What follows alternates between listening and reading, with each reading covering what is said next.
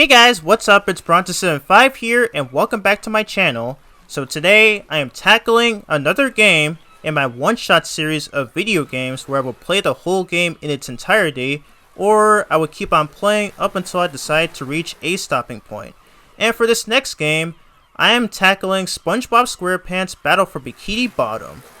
So yeah, so basically, in case if you all didn't know, I am a huge fan of SpongeBob. I have been watching the show ever since I was 3 years old, along with some others like the Powerpuff Girls, the Fairly OddParents, Jimmy Neutron, Bob the Builder, and all that stuff. And yep, to this day, it still remains pretty much one of my favorite franchises. It still remains one of my favorite franchises of all time. Although, despite many of its regression, and I'm guessing in terms of the current seasons in which I don't really keep up with anymore, because I know a lot of people say that SpongeBob. I know a lot of people say that SpongeBob has gone downhill ever since the first movie that came out back in 2004, which was 20 years ago, believe it or not. But I don't really agree with that. I mean, because like we had like season 4, which had episodes like Krusty Towers and Dungeons of Dragons and all that stuff, but I would say around its 6th season is where this show kind of starts to lose its touch. But I'll get into that later on in this video. So yeah, for this video, I am playing pretty much one of my favorite games of all time, Battle for Bikini Bottom. And as you can see right here, I am actually playing the remake, the 2020 remake of the original 2003 game, and this one came out in 2020. And I have pretty much an unpopular opinion for this one, as I actually enjoy playing this game a lot more than the original 2003 game. And I will get into that, I'll pretty much get into that later on in this video. So, alrighty, so yep, I have played through this game a bunch of times, and I even 100%ed it, and I got the platinum for it. And I'd say it's pretty much one of the easiest platinums you can get for a PlayStation game, so yeah. Alrighty, so we're gonna be, so I'm gonna overwrite this save file because we're gonna start a new game. So anyways, without further ado, let's get started.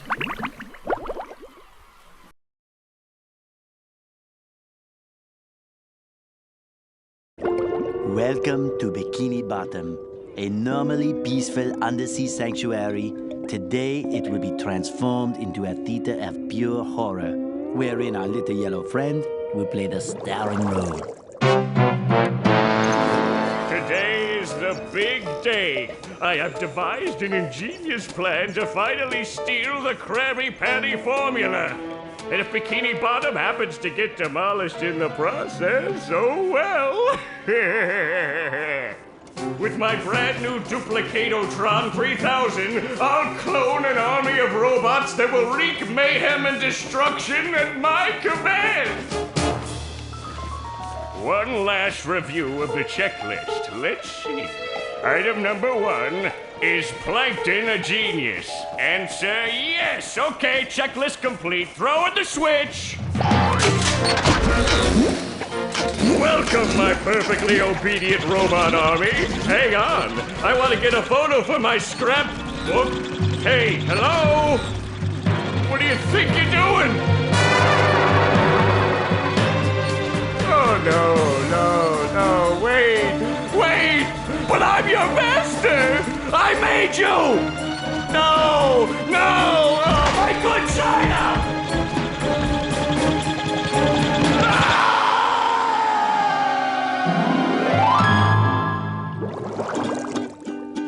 Another perfect day playing robots and racehorses. Yeah, only I keep getting the racehorses and the robots mixed up. Wouldn't it be great if we had real robots to play with, Patrick? I'd name mine Robo Jr. or Zorlon or maybe Frankie. Yeah, these unreal robots are getting boring. Hey, what if we put the robots in here? Oh, how shellfish of you. It's not just any shell. It's my magic wishing shell. Wow, that's great, Patrick. So we put the toy robots in here. Okay. Then we say the magic wishing words and shake the magic wishing shell. Okay. Then we go to sleep And in the morning, we'll have real robots to play with! But Patrick, aren't we going to say the magic wishing words? You already did! So, okay is the magic wishing word? It used to be Alakazama Alabala Wiesna Tikitana Fushbar Griddle Bits von Wiederschnauzer, but I kept forgetting it. Are you sure this'll work? Sure. Last week, I only had one big cookie crumb and I was really hungry. So I put my cookie crumb in the magic wishing shell. Then I said the magic wishing word and shook it. And in the morning, I had lots of little cookie crumbs. Patrick, I proclaim that tomorrow is going to be the best day ever. Good night, SpongeBob. Good night, Patrick. The next morning.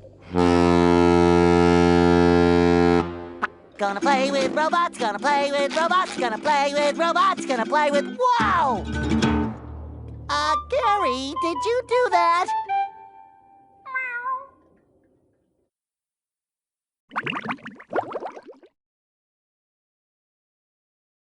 Yeah, Gary, it sure looks like we're in a doozy of a pickle. I think I'm gonna have to learn a lot in order to fix this mess.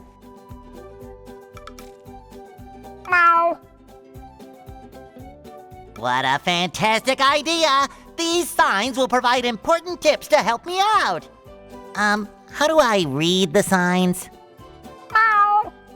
Oh, okay. Press this button to read the signs. Meow. So if I want to come back and talk to you again, just walk up to you and press this button. I'd better get started now, Gary. I think that this is going to be a very long day. Alrighty, so here we are after that opening cutscene, and... Alright, so basically, what the game wants us to do is that we can explore SpongeBob's house. So pretty much all we can do here is that we can explore the kitchen, we can explore the bedroom, we can explore the attic, and explore the closet.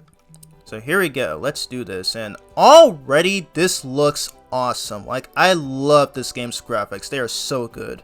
Like, I really love SpongeBob's model here. I will say that his model in the original Battle for Bikini Bottom looks better, but this one is pretty close though. I think it looks really, really good. Alrighty, so we're gonna explore the kitchen in here. I love that line. Yeah, this game has a lot of really funny quotes, which we will be hearing throughout this game. So basically, basically, as SpongeBob just mentioned, if you push R1, because yeah, I am playing this on PS5. So if you push the R1 button and come across a sign, yeah, they pretty much just tell you the basics of the game. So this says, these are shiny objects. Shiny objects are very valuable and may be traded to help SpongeBob along with his quest. SpongeBob will need to collect many shiny objects in order to complete his quest to defeat the robot menace. So yep.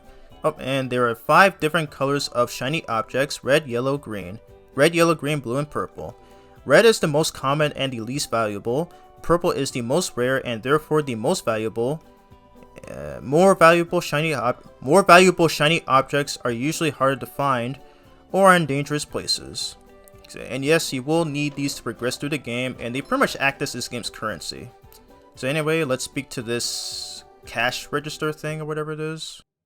A note from Mr. Krabs! And it even smells sweaty, just like him.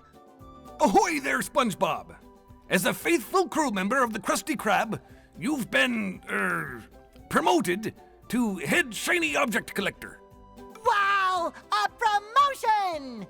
That's right, a promotion! So what this here new job entails is you collecting all these shiny objects that the robots are leaving behind and bringing them to me. Now stop seahorsing around and get busy collecting.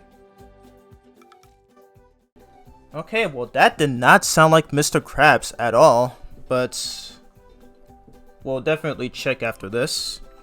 But yeah, so basically, he wants us to collect all these shiny objects here. I'm not sure why they call these shiny objects. I guess saying either they weren't able to come up with a unique name for this, or it's pretty much in your typical SpongeBob fashion where not everything needs to make sense.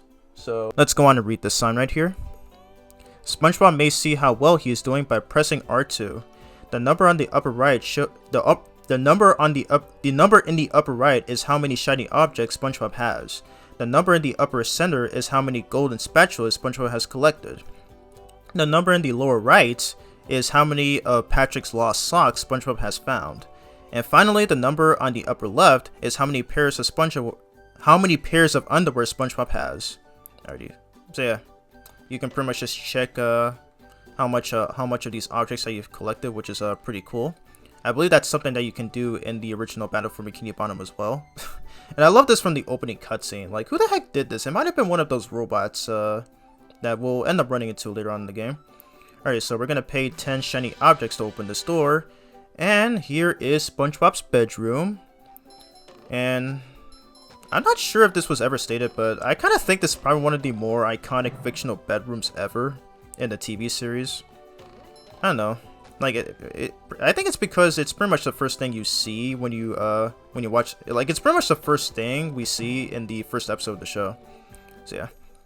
Anyways, SpongeBob may jump by pressing X. Pressing X while SpongeBob is in mid-jump will cause him to double jump for extra height, but SpongeBob can only double jump once per jump. So yep, it's pretty standard for most platformers where double jumping can help a lot with you know, traversing through platforms and such. All right, this is a pair of SpongeBob's underwear.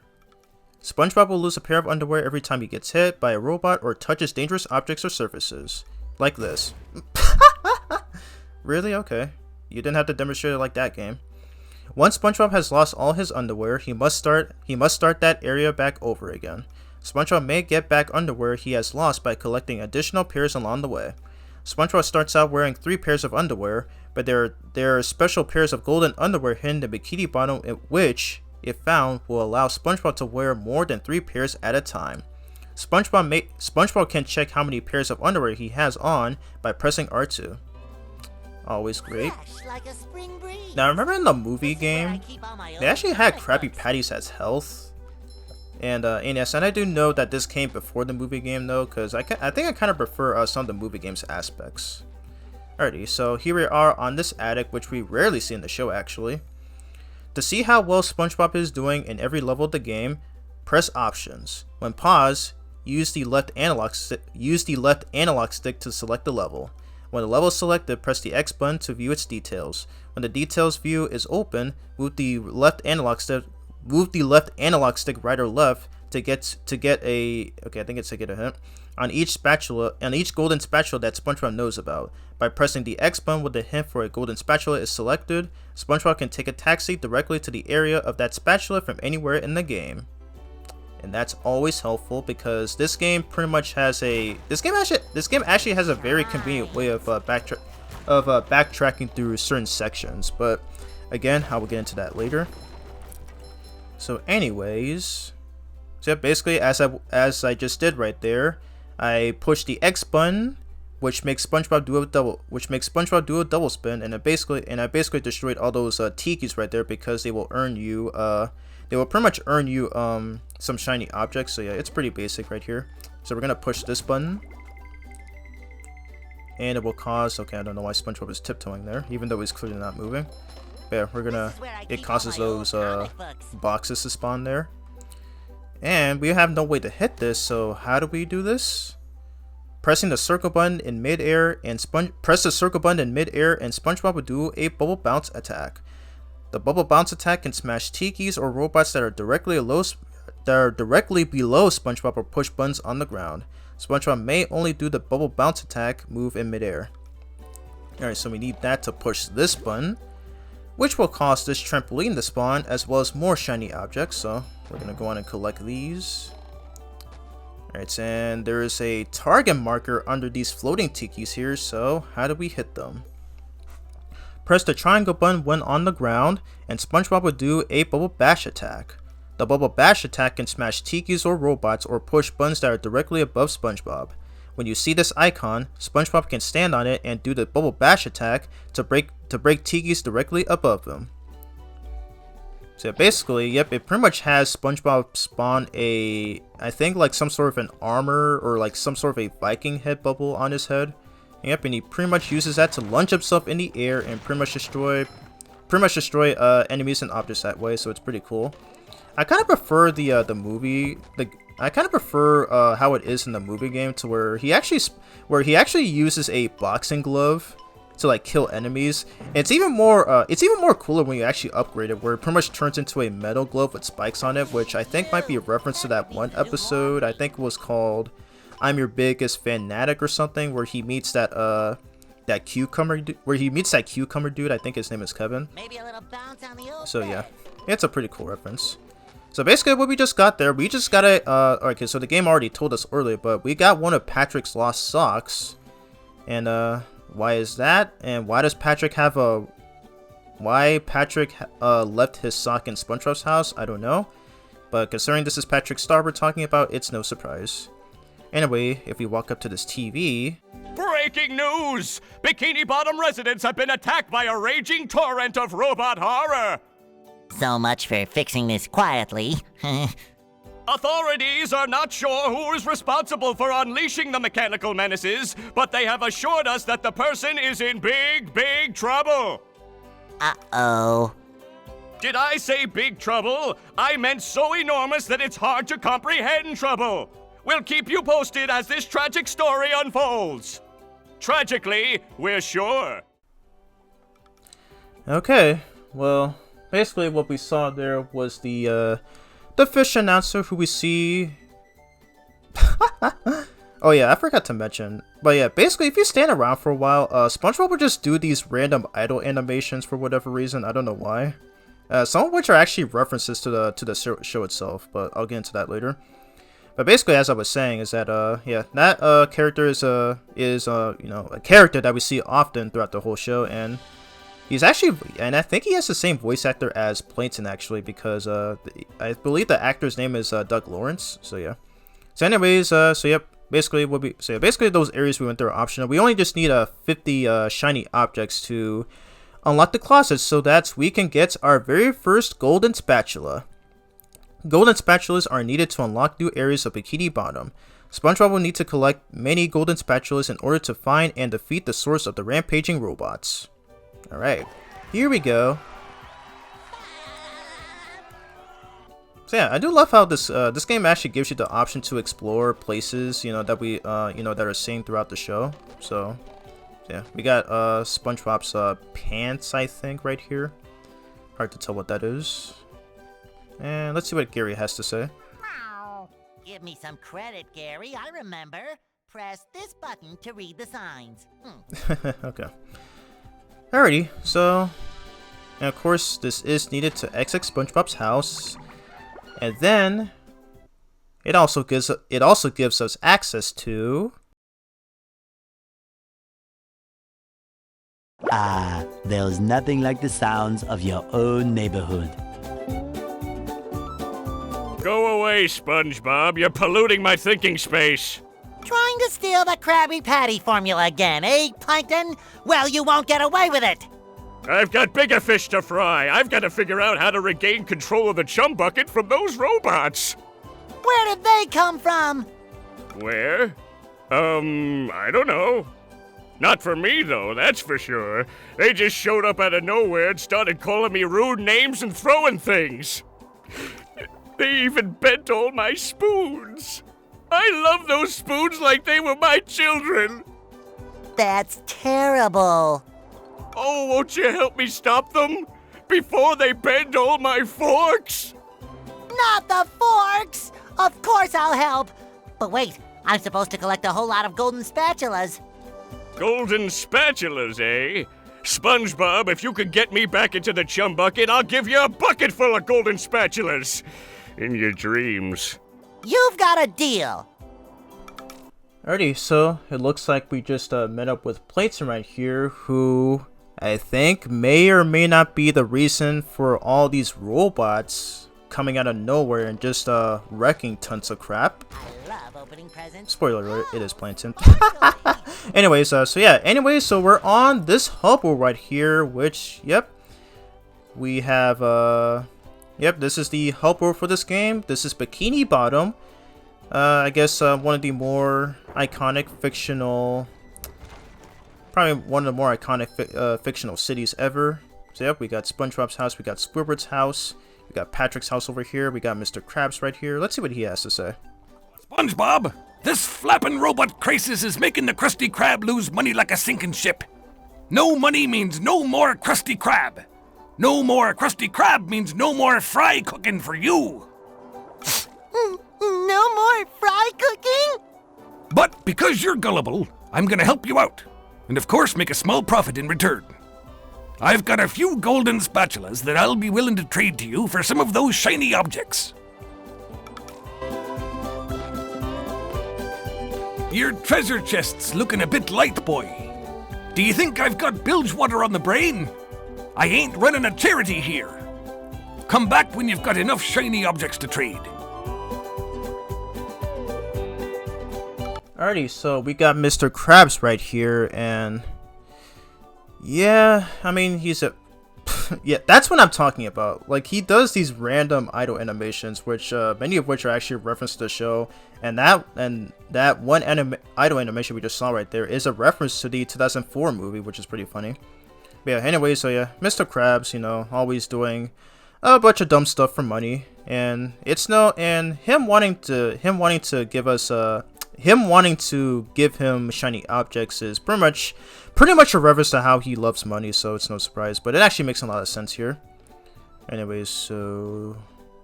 And who is this? Hey, SpongeBob! I just dropped by to give you a bubble hand! Bubble buddy. You see, you're going to need to learn some new bubble-blowing moves if you're going to journey to the 9th dimension and defeat the giant monkey man! But all I need to do is figure out how to get rid of these robots. Oh, yeah, sorry. I've been in the soap bottle a little too long. Where were we? Something about new bubble moves? Right! Press this button and you'll launch yourself straight up in the air with bubble power that defeats anything that is directly above you. Try it out! Alrighty, so yep, we got Bubble Ready right here. I'm actually surprised they added him in this game though. He actually has some pretty funny dialogue, so, and he's pretty much here to well, I guess pretty much teach SpongeBob any moves that he has. So yeah, he just told us about this move right here. We already figured this out back at SpongeBob's house. So yeah, that's actually one of my favorite episodes. I think that's from season 2. And I think they actually brought him back around season 8 actually. And granted, that episode wasn't really good per se, but it's nice to see him return. Anyways, I got Patrick right here who keeps dropping his underwear. Let's see what he has to say. Hey, Patrick. Nice sock. What sock? The one you're standing on. Oh, that one. It's lost. Well, if that one's lost, where are your other socks? Oh, they're more lost. A bunch of robots came through here and stole my whole sock collection. I could use some help getting them back. Sure thing, Patrick. What are best friends for? He's holding the bubble wand. Okay then, for every 10 socks you bring back to me, I'll give you a golden turkey baster. You mean spatula? Bless you. Oh my god, Patrick, you never change. But you're also really funny at times. So yeah, so we finally got the source of some of the socks that Patrick just leaves behind everywhere. I don't know why that's the case, but it's whatever. Alrighty, and yep, we already know how to use the bubble bounce move. I think that's what they called it. So by hitting that button, it spawns this platform. Ah, dang, okay, almost reached out. Let's try again. Yeah, basically that trick I did there is that if you actually do his bubble spin move in the air, he actually gains a lot of air time. So it definitely helps out a lot with platforming. And by going on top of Squidward's house, we get the golden underwear, in which we now have 4 bars of health, or in this case 4 pairs of underwear health. So yeah. Alrighty, so we're gonna push this button with the triangle button, which will spawn more platforms. And yes, we're gonna be going into Squidward's house after this, so we're gonna do this again. Come up here again. Okay. And we got our second spatula. Awesome sauce. Alrighty. And yep, I guess before we move on to our first stage, we're gonna go inside Squidward's house and let's see what he has to say. First, those stupid robots ruined a perfectly relaxing mud bath this morning, and now you show up. Can my day get any more dreary? I am so sorry, Squidward. Patrick and I were just playing a game and... Oh, I correct myself. I should have known that whole robot problem involved both of you. Squidward, I don't know what to do. How can I fix everything? Why don't you move to another town? That should help out more than enough. Ha ha! Move to another town. I cracked me up. But seriously, just jump around like an idiot. That should at least make me smile. So yep. I didn't know Squidward had a lamp. So yep, we got Squidward right here, and yep, he's well known as this very grumpy and angry character, but is also relatable. And as someone who has anger issues, I can definitely relate to him. But yeah. Anyway, so basically if you actually break all his stuff, you can actually make Patrick's sock spawn here. So yeah, and I love this. I love how they put Handsome Squidward from the Handsome Squidward meme from that one episode. I think was from season 5 or 6. I don't remember. But yeah, it's probably one of my favorite SpongeBob memes ever, and literally the best part about that episode. So yeah, like the amount of details that they put in this remake is so freaking cool. Anyway, so you just jump a couple of times and... Okay, just stop jumping, will you? If you take this golden spatula, will you please go away? See, Squidward? I knew that you could help me out. You're the best. Mm. Don't touch me. Yep, SpongeBob really loves Squidward, but you know, not in a very sexual way, but at least as he views his best friend. Alright, so yep, we pretty much got I think this is the third of Patrick's socks. And of course we also get rewarded with our third golden spatula. Hey Squidward. Didn't I pay you to go away? I swear, I love this game style, like it's so hilarious.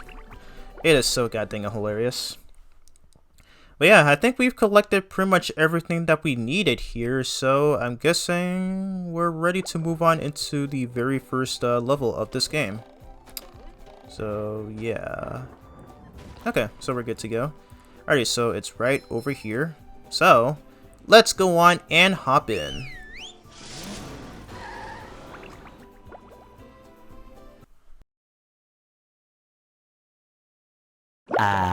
The rolling green hills of Jellyfish Fields, a place to experience nature at its most raw, and sometimes a bit tender from the stings.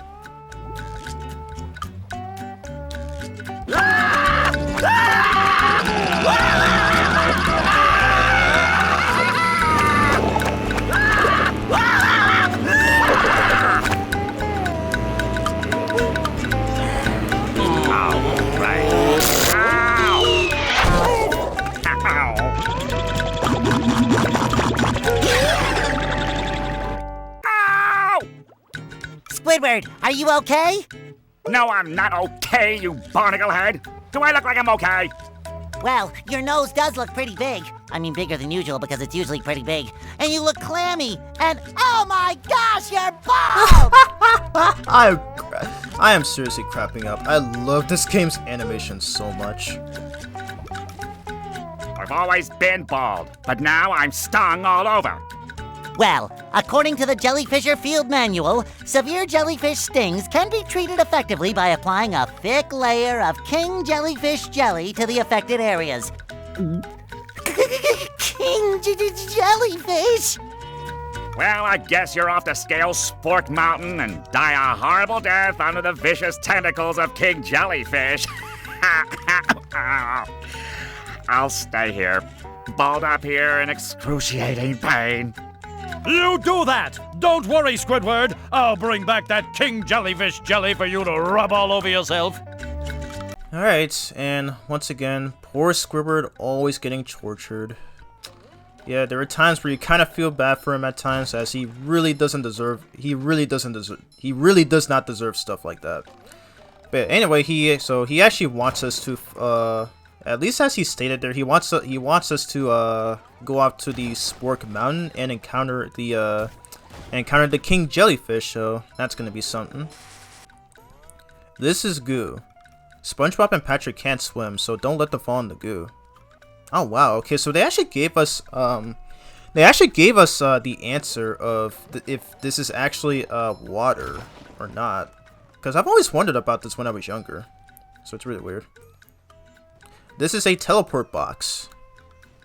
When you have both of the teleport boxes in the area open, you may teleport between them by jumping inside. Okay, this I remember from the movie game where it pretty much operates the same way.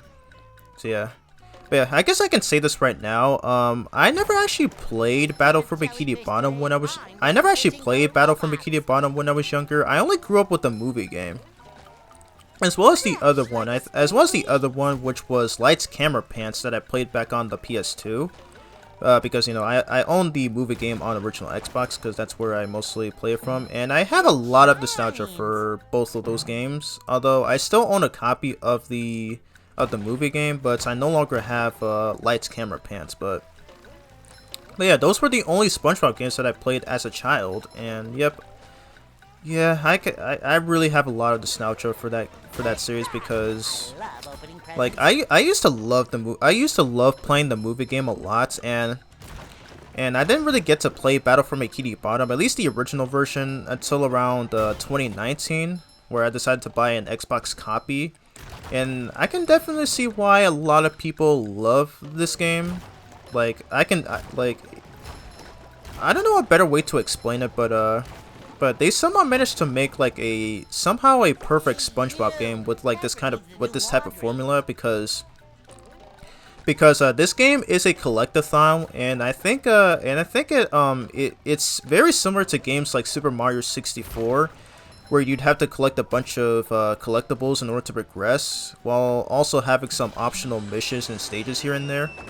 So I think that's exactly what this game does as well, and they handled this pretty much perfectly. Like, there's no signs of backtracking whatsoever.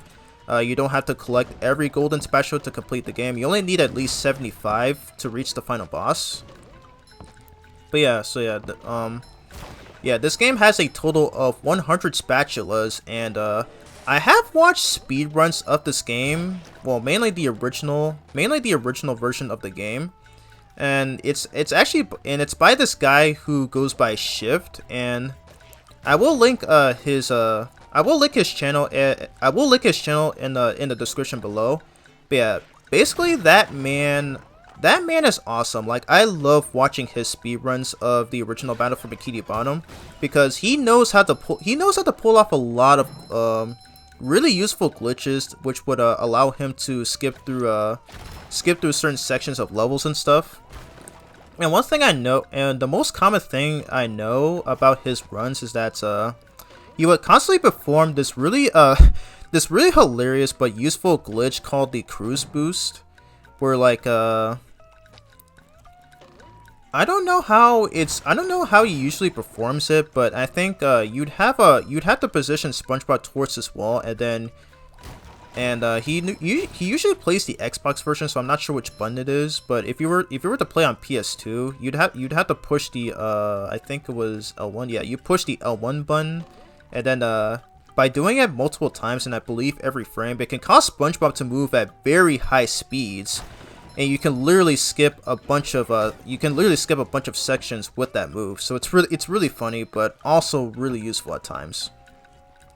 Unfortunately, though, you cannot do that in this remake because, you know, ow! Oh my god, okay, I gotta get rid of these first. That was mean. Okay.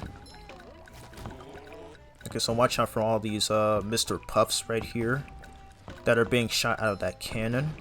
Okay. Let me get rid of this. There we go. Get out of here. Hey, Gary, whoa, okay. Hey, Gary, you just came out of nowhere. Meow. Meow. Wow, a bungee jump for a golden spatula! I must be in heaven! Alrighty, so we're introduced to another thing that I also remember from the movie game, and it's the bungee jump. So yeah. I can see that the movie game took a lot of inspiration from this game. And not to mention, it was actually made by the same devs too, because the original Battle for Bikini Bottom and the movie game were both developed by Heavy Iron Studios. And I'm not sure if they still develop games to this very day. I don't really. I'll have to look that up after I'll have to look that up after this video. But yeah, I think I'll have to say that Battle for Bikini Bottom is pretty much their best game. They're pretty much their best game, I think, because as I said earlier, they it's a reference to Super Mario 64. It's very platform heavy. It's very it's very platform heavy. It's very it's very like reliant on collectibles you get and stuff. And honestly, yeah, after playing it so many times, especially this remake, I fell in love with this. This game is so good. It's pretty much one of my favorite. Well, it's not in my top 5 favorite games of all time. I will say it is in at least my top 20 favorite video games of all time. I really love this game so much. It's so good, man. And I really wish I had experience with this game when I was a kid. Because it's kind of weird how I played the movie game but never this. So but it's just weird how I never realized how good it is until now, especially when I watch those speedruns, mainly from Shift. But as I was saying earlier, so yeah, he does this cruise boost glitch actually, which can make SpongeBob move at very high speeds. So yeah, and I was saying that it does not work in this remake because yes, obviously this is a remake of the original 2003 game, and it was rebuilt from the ground up. So that's why you're seeing a lot of these high definition graphics and not only high definition, but you're seeing a lot of these reworked graphics. The game actually looks a lot better, at least in my opinion. I know there's some people who don't really like this remake and say that it's very bad, and they're pretty much disappointed with a few changes here and there. And honestly, I disagree. And as I said in the beginning of this video, yes, this is I do have a lot of unpopular SpongeBob opinions, and one of which is that I actually enjoy playing this remake a lot better than the original, and I find myself enjoying this one a lot more. But yeah, I do own a copy of the original Battle for Bikini Bottom on the original Xbox, but I still to this day have not beaten it, and I don't really play it anymore. Not that I dislike it, but I just love playing Rehydrated because I really prefer I actually prefer these updated graphics right here, and there's a few, and it actually addresses a few problems that the original had. So basically in those character cutscenes that we saw earlier, if you played the original Battle for Bikini Bottom, and if you actually do those if you actually go through those character conversations, you'd notice that SpongeBob doesn't actually look at the person. SpongeBob doesn't look directly at the person he's talking to. Instead, he just looks lifeless, and he just looks on straight ahead, which is actually one of my main complaints with the original. I know it sounds minor, but it's always kind of bothered me. It's always kind of bothered me that it's a shame too that they actually did yeah, that's not actually a problem for the actual cutscenes, but for the character dialogue conversations, yeah, I think that's where they kind of messed up on, because they couldn't have SpongeBob, they couldn't animate SpongeBob to look directly at who he's talking to.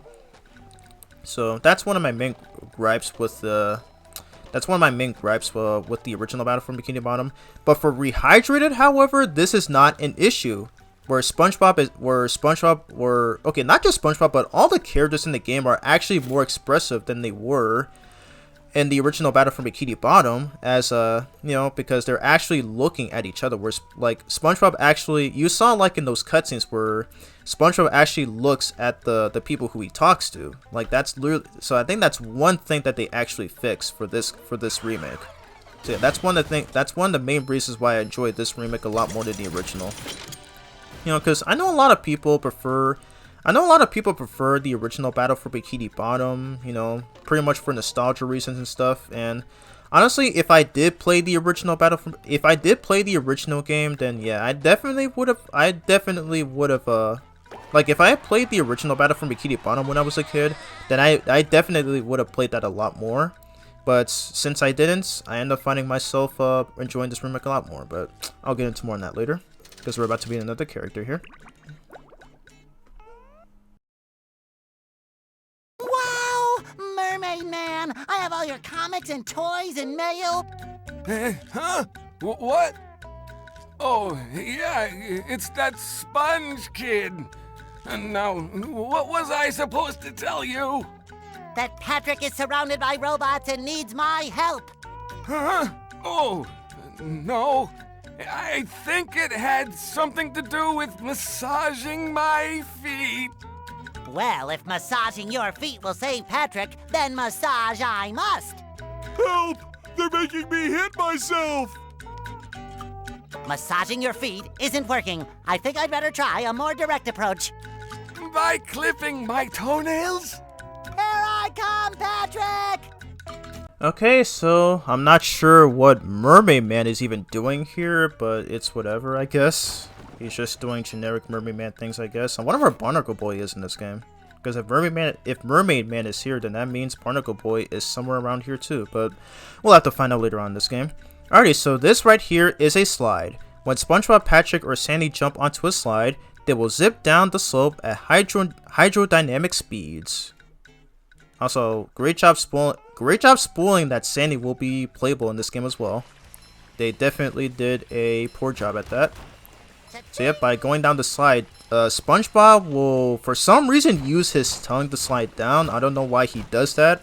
You think that his tongue would get completely you think his tongue would get like severely burnt going down the slide, but again, it's cartoon logic, so why are we even questioning it at this point? Anyways, by coming over here, alright, so yep, there's Patrick right over there, but you need to get to Patrick to help him, but he's unreachable. Maybe these switches will create a way. The robots are guiding them heavily. You have to battle through. Oh yeah, by the way, I actually like this game's soundtrack. Now, it's not one of my favorite video game soundtracks of all time, but I will say it is one of my favorite SpongeBob soundtracks. As I think it's made by the same composers. I don't know who, but it's another thing that SpongeBob is well known for, is that yeah, it has a lot of memorable tracks from I guess from the first 3 seasons, but I do enjoy some from the later seasons, like particularly the ones before the modern episodes, which I think started in 2012. And oh my god, I keep on getting hit. Which I think started back in 2012 was when they had like they started producing the episodes in widescreen. Man, I enjoy a lot of SpongeBob soundtracks. They are really good. I think I really need to take the time to listen to most of them, because I really enjoy most of them. So it's always great. And I really love this track that plays right here. Which normally happens if there's like a bunch of robots that you have to defeat. But yeah, it's really great. Okay. Alright, so basically, I forgot to bring this up earlier, but there is these machines like that one, which will respawn enemies over and over until you destroy them. The movie game had something like this as well, where it also had a machine that will repeatedly bring back enemies that were killed.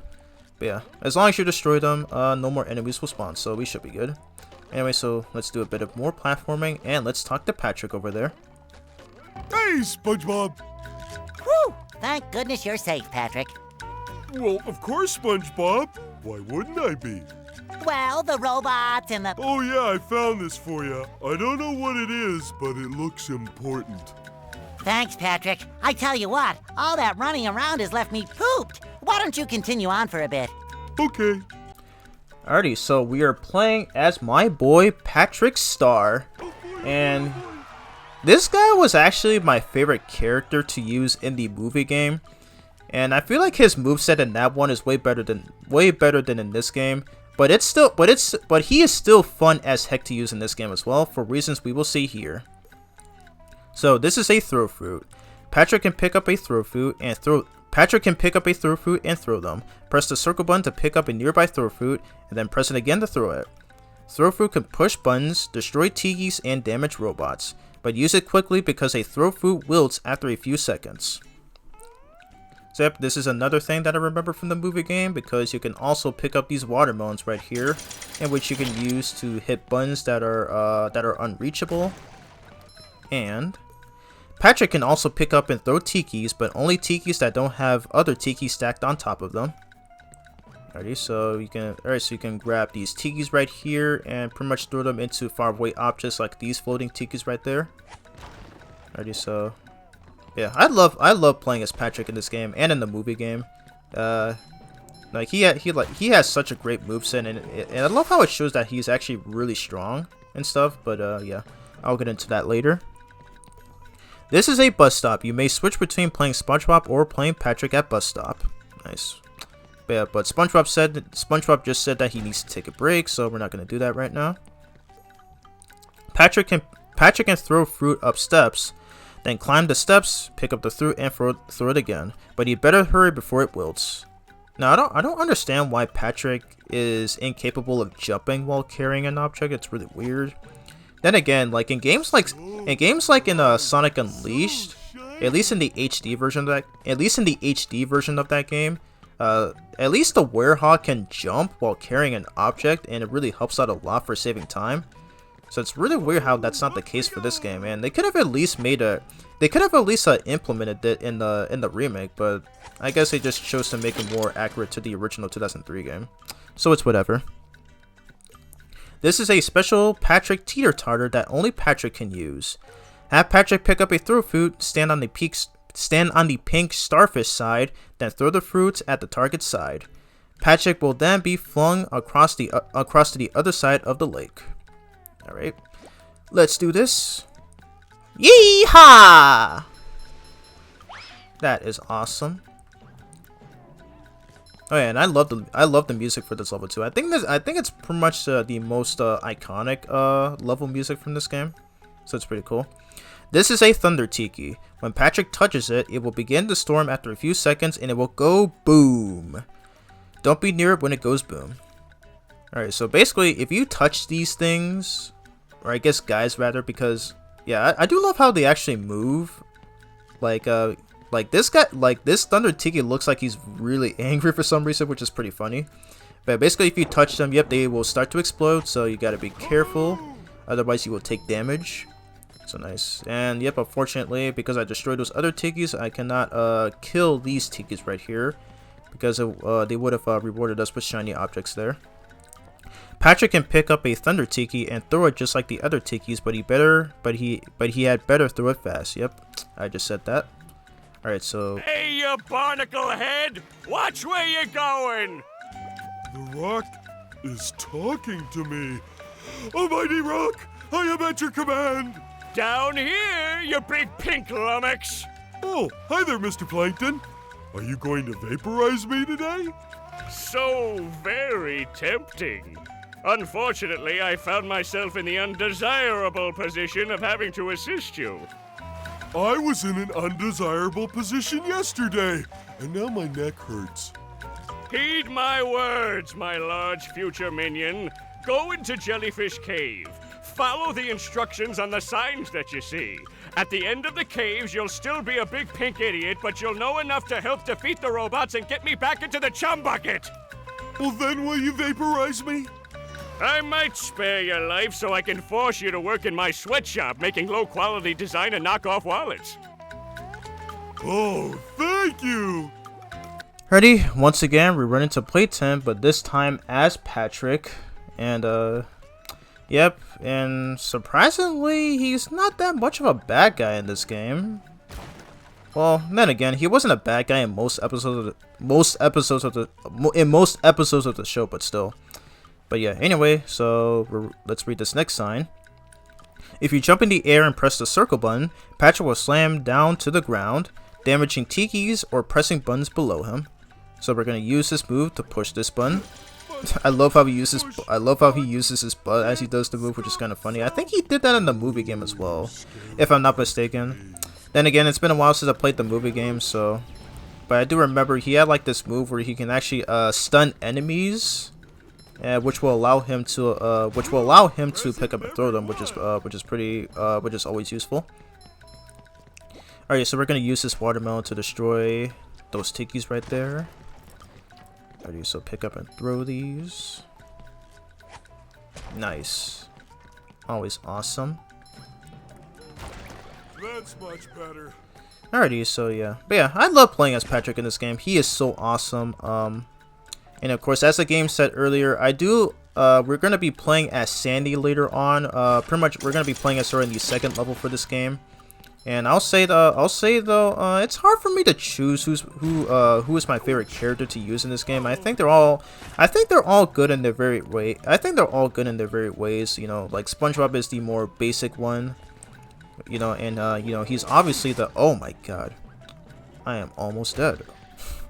What is going on with me?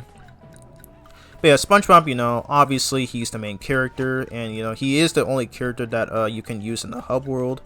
But in some of the levels, they do allow you to use allow you to use Patrick and Sandy as well. And you know, with Patrick here, you know, he can pick up stuff. He could even pick up and throw enemies, just like in the movie game. Yeah, and he also has this move right here where he can actually damage, where he can actually kill enemies using his belly, which is pretty funny. I will say though, I will admit though, it does actually look a lot better in this game than the movie game. Where in that game he just spins his arms, but here he just does like I think like a belly press attack or something, which kind of reminds me of I think like Big's belly move that he does in the air in Sonic Heroes. So yeah, that's really what it reminds me of. But yeah, SpongeBob Battle for Bikini Bottom. So yeah, this game is your typical platformer. You know, it's pretty much your generic platform game, just with SpongeBob. And again, as I said, they did a really good job with this game, both the original and this remake, where you know, they did a great job with you know, many of the collectathons. Like they did a good job with you know, making the collectibles most of the collectibles optional, and there's no sign of backtracking whatsoever. Because that's one thing I disliked about the movie game though, is that while I do love it, it does have a lot of problems. It's not so much the levels themselves, personally, it's just the amount of backtracking. It's just the amount of backtracking that you have to do in order to progress through the game. And honestly, I really hate games that make you backtrack to certain levels and missions just to get you know, the main just to get the primary collectible needed for being in the game. Because basically in that game, you actually need like to collect the Goofy Goober tokens, and it was always frustrating me as a kid to where you'd have to. Oh, okay. Let's read this first. This is a Freezy Fruit. Patrick can pick up a Freezy Fruit and throw it. Freezy Fruit will temporarily freeze goo. So yep, this is another thing that I remember from the movie game, where you can also use a Freezy Fruit to freeze water, or in some cases some lava. And you can use this to get another sock right here. Okay. Yeah, basically, so as I was saying, yeah. I'm not a fan of the fact that, you know, you have to collect so many of these Goober tokens just to unlock a stage or even unlock a new ability, and yeah, it always sucks. And yeah, now these days though, I don't really revisit it as often, but I do occasionally come back to it from time to time. And yes, and I feel like that game was kind of rushed though, because I think the game came out pretty much in the same year as the actual movie, so I feel like Nickelodeon kind of wanted to rush things out to coincide with it, and I think they did the same for this remake as well. Although it's not really, although I don't think it's as bad, but I mean, it's no surprise where a company. Oh my God, that was close! Don't you dare try to knock me off! Screw you. Yeah, it's quite a habit for, like, you know, companies that, you know, that just want to get a game out much sooner. Like, want to get a game out much sooner, but unfortunately result in the game being rushed. So looking at you, Sonic 06. But yeah, that's basically just how it is. Alrighty, so we're done with this area, and it looks like we're gonna be meeting another character here.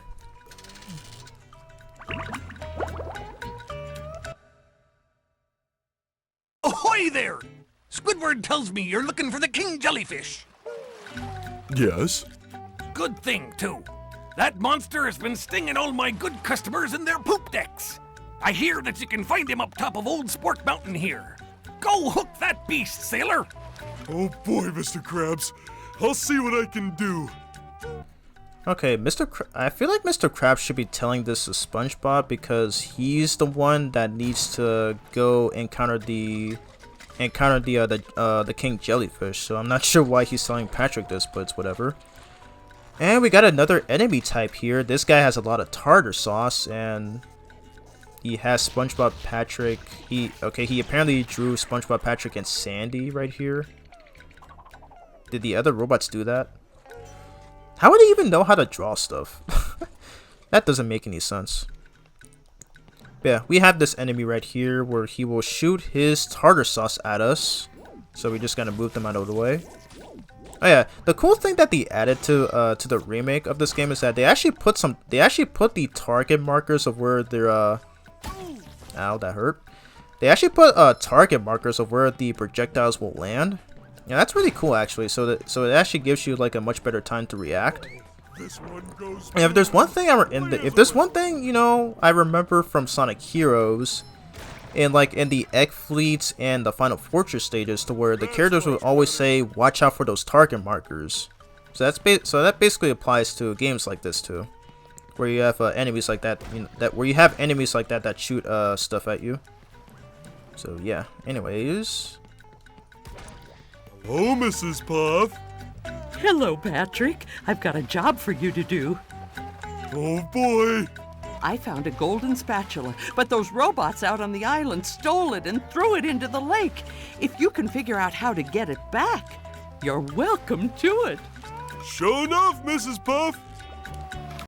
Alrighty, so we ran into Mrs. Puff right here, who is SpongeBob's boating teacher, and honestly, she's one of my favorite characters. She's one of my favorite characters in the show, where pretty much she has some resentment. She has some resentment towards SpongeBob, pretty much like Squidward, as you know, SpongeBob, you know, constantly annoys people all the time. So it's pretty, at least in Mrs. Puff's case, SpongeBob will constantly fail his driving test over and over, to the point where Mrs. Puff just wants to pull her hair out. And you know, honestly, if you've watched the show, then you pretty much know what I'm talking about. So it's pretty funny. It's pretty funny.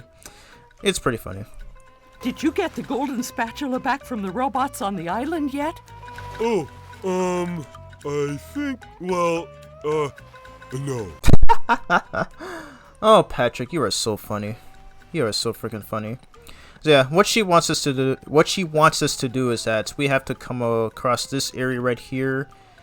Alrighty, and we have to get rid of these robots, and we actually have to pick up these guys and throw them at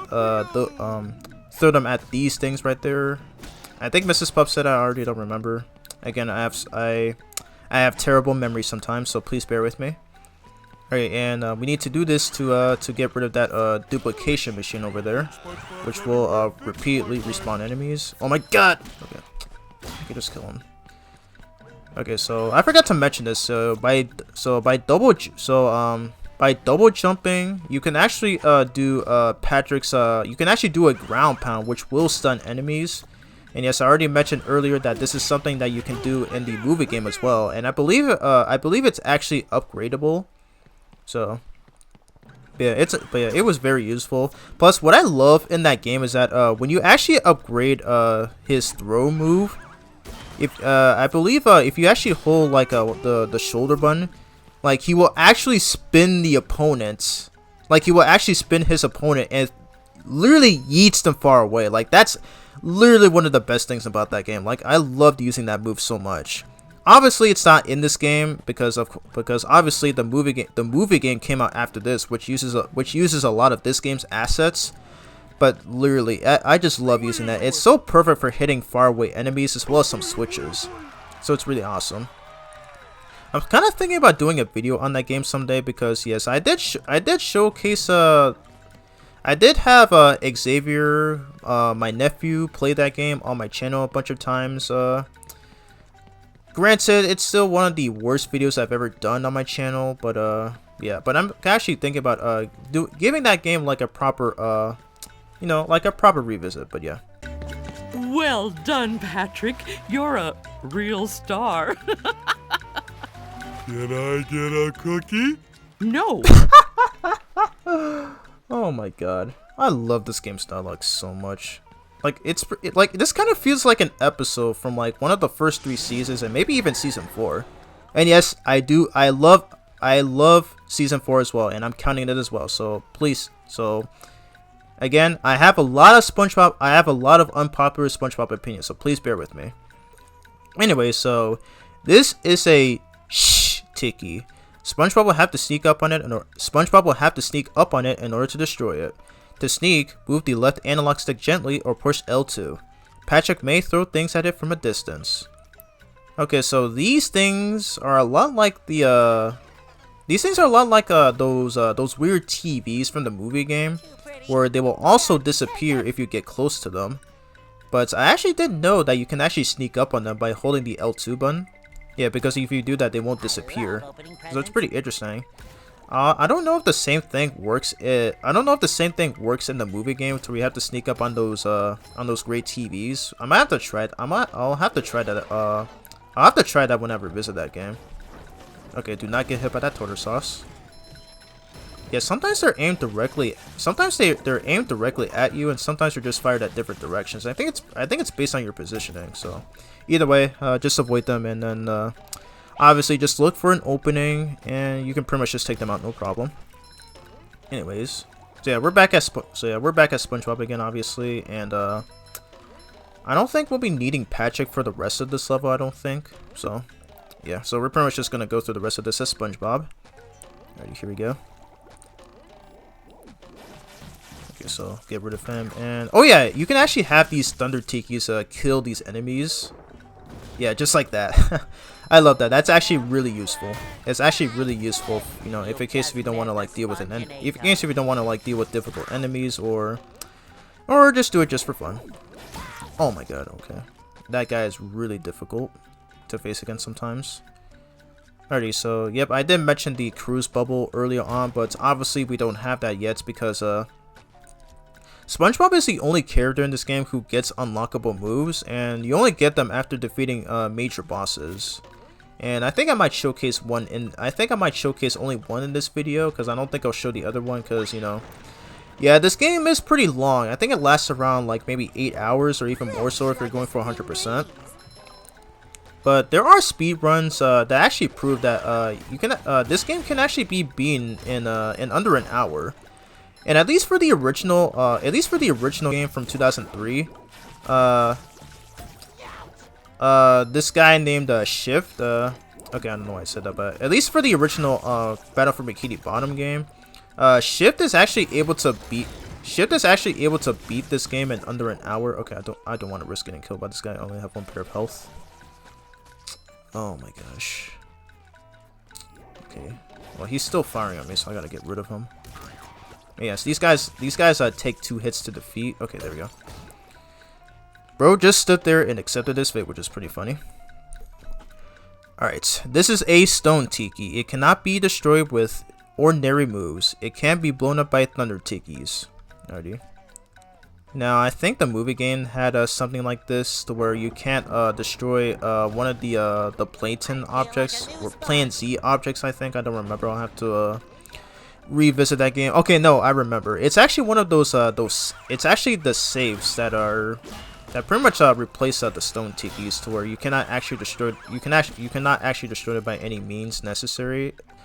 Oh my gosh, I'm almost dead. These guys are coming at me right now. Okay, kill them, please. Oh my god, come on, come on. Kill them, please. Okay, only got 1, that's fine. Okay, there we go. Yeah, you gotta be extra careful around here.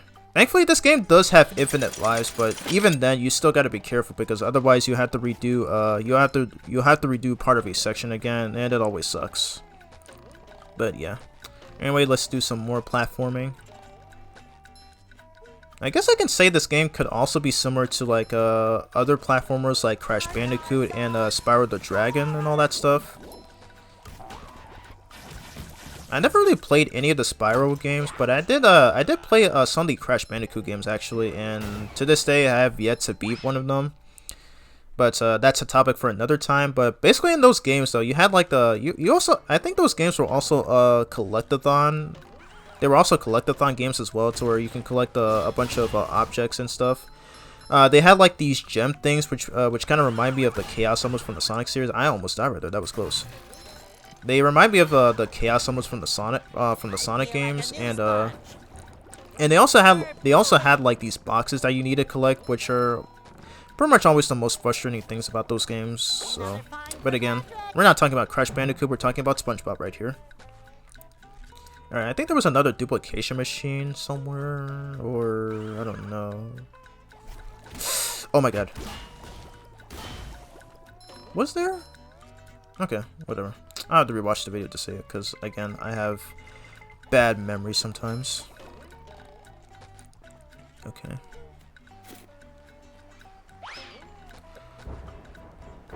Okay, so, yep, there we go. Use that Thunder Tiki to kill those Shush Tikis there. Okay, we got this guy right here. Okay, I feel like he's gonna fire the second I try to attack. No! Ah, dang, that sucks. He knocked me off. Now I'm all the way back down here. Bruh, dude. Epic bruh moments. Okay, so now we have to climb all the way back up there. Unless there was a secret box somewhere. Let's see. There was another teleport box, I think. Or am I tripping? Okay, yeah, maybe I'm tripping. Dang it, man. Okay, so we have to climb all the way back up there, all because I was knocked off. Jeez. But yeah, I will say though, I really love how open-ended these levels are. Like, because unlike in the movie game, to where you pretty much just go from point A to point B. There's actually no like goal. Like there's actually no like goal ring ending, or okay, I don't know why I said goal ring. I'm not playing Sonic obviously, but there's really no end to these levels though. So they pretty much like. They kind of give you an option to, they kind of give you an incentive to explore the levels though, and that's what I always love about platformers though. It's like, you know, you can like speed run your way through them, or you can just take the time to explore and stuff. So it's pretty cool. I did say something like that in my IDW Sonic issue 5 review, like in that segment where I talked about Team Chaotix's levels. So it's kind of something like that for this game too. Okay, how do I get past this dude? I don't have a... Wow, I died. I got killed by a piece of tartar sauce. That's lovely. Yeah. So yeah, so because I'm playing this on PS5, I think the load times are a lot shorter, I think it's due to its SSD. So I think it makes it pretty serviceable. I think it pretty much makes it more serviceable for the most part, and I think it happens on some levels where sometimes there are load times, and like sometimes the load times are last longer. Other times they're pretty short, and I think they usually happen after you die in a level. So I think that's how it works, but I don't really know for sure. But yeah, I don't recommend playing the Switch version of this game because it's been like this remake came out in 2020, so I think they might have patched a few things here and there. So I don't know if the Switch version, is free from like any of the glitches that it might have. But even then, though, I don't recommend buying that because, you know, the game runs at 30 frames. Don't knock me off again. Okay, there we go. Thank God. But yeah, the Switch version runs at 30 frames as opposed to 60 like the other versions, because yeah, this is the PS4 version being played on a PS5. So obviously this runs at 60 frames, and I believe it's the same for the Xbox One version. and I'm not really sure which is the best version of this game to play. I mean, I'm assuming maybe the PC version, because you know that's where you can create mods and stuff. I have yet to see any mods for this game, surprisingly. So I'll definitely have to check some after this video. But I'm assuming there's like a mod where you can like use the original Battle for Bikini Bottom models, like in rehydrated. So I'm just wondering if someone has made that yet, because I would love to see that. And speaking of the original Battle for Bikini Bottom, I believe there's like a mod for it, at least for the GameCube version of that game, to where you can actually play the game on widescreen. I don't know if this game released on PC, because I know that the original had a completely different PC version, but it was not the same as this. It was not the same as the console versions. But I'll get into that later. So anyways, SpongeBob can jump up walls when this symbol appears. Jump against the side wall and press the X button to jump again. Yeah, another reason why I enjoy playing the remake more than the original BFBB, the wall jump is a lot faster. So yeah, like if you're actually doing a speedrun of Rehydrated, I think this can definitely save a lot of time, because I love, like, they literally buff SpongeBob's wall jump in Rehydrated, so it's always useful, because again, it's another thing that was brought back for the movie game, which I did play before this game, of course. Where like it always seemed like SpongeBob's wall jumps just felt a little slow, but here though it's a lot faster, so it's very, very helpful.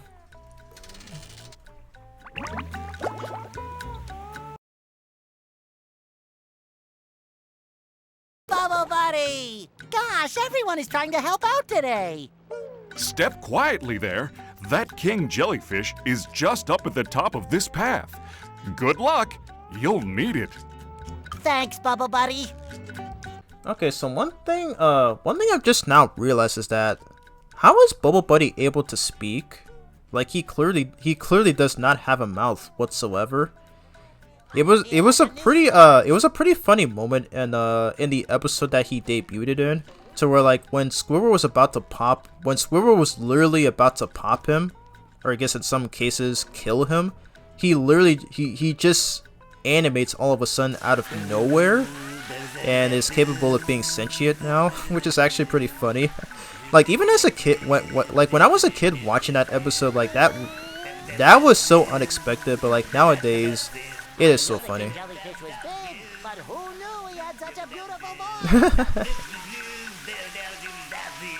So here is the king jellyfish himself. I don't know why he's taking a shower where literally anybody can see him. But it's whatever, I guess. So it's SpongeBob logic. So of course it's nothing new at this point. So we have our first boss of this game against the king jellyfish, and he only has 3 bars of health, and yeah, he's pretty easy. You just have to dodge his attacks and avoid all of his babies that will try to shock you. So yeah, it's pretty simple. You just have to keep running away from him, and then when he releases his shockwave, just jump over it. And now, yep, we can do the finishing slap as he has 1 bar of health left. Alrighty, so he is gonna try to chase us. Yep. Okay, so let's move. Do not get hit by his babies here. And it's over.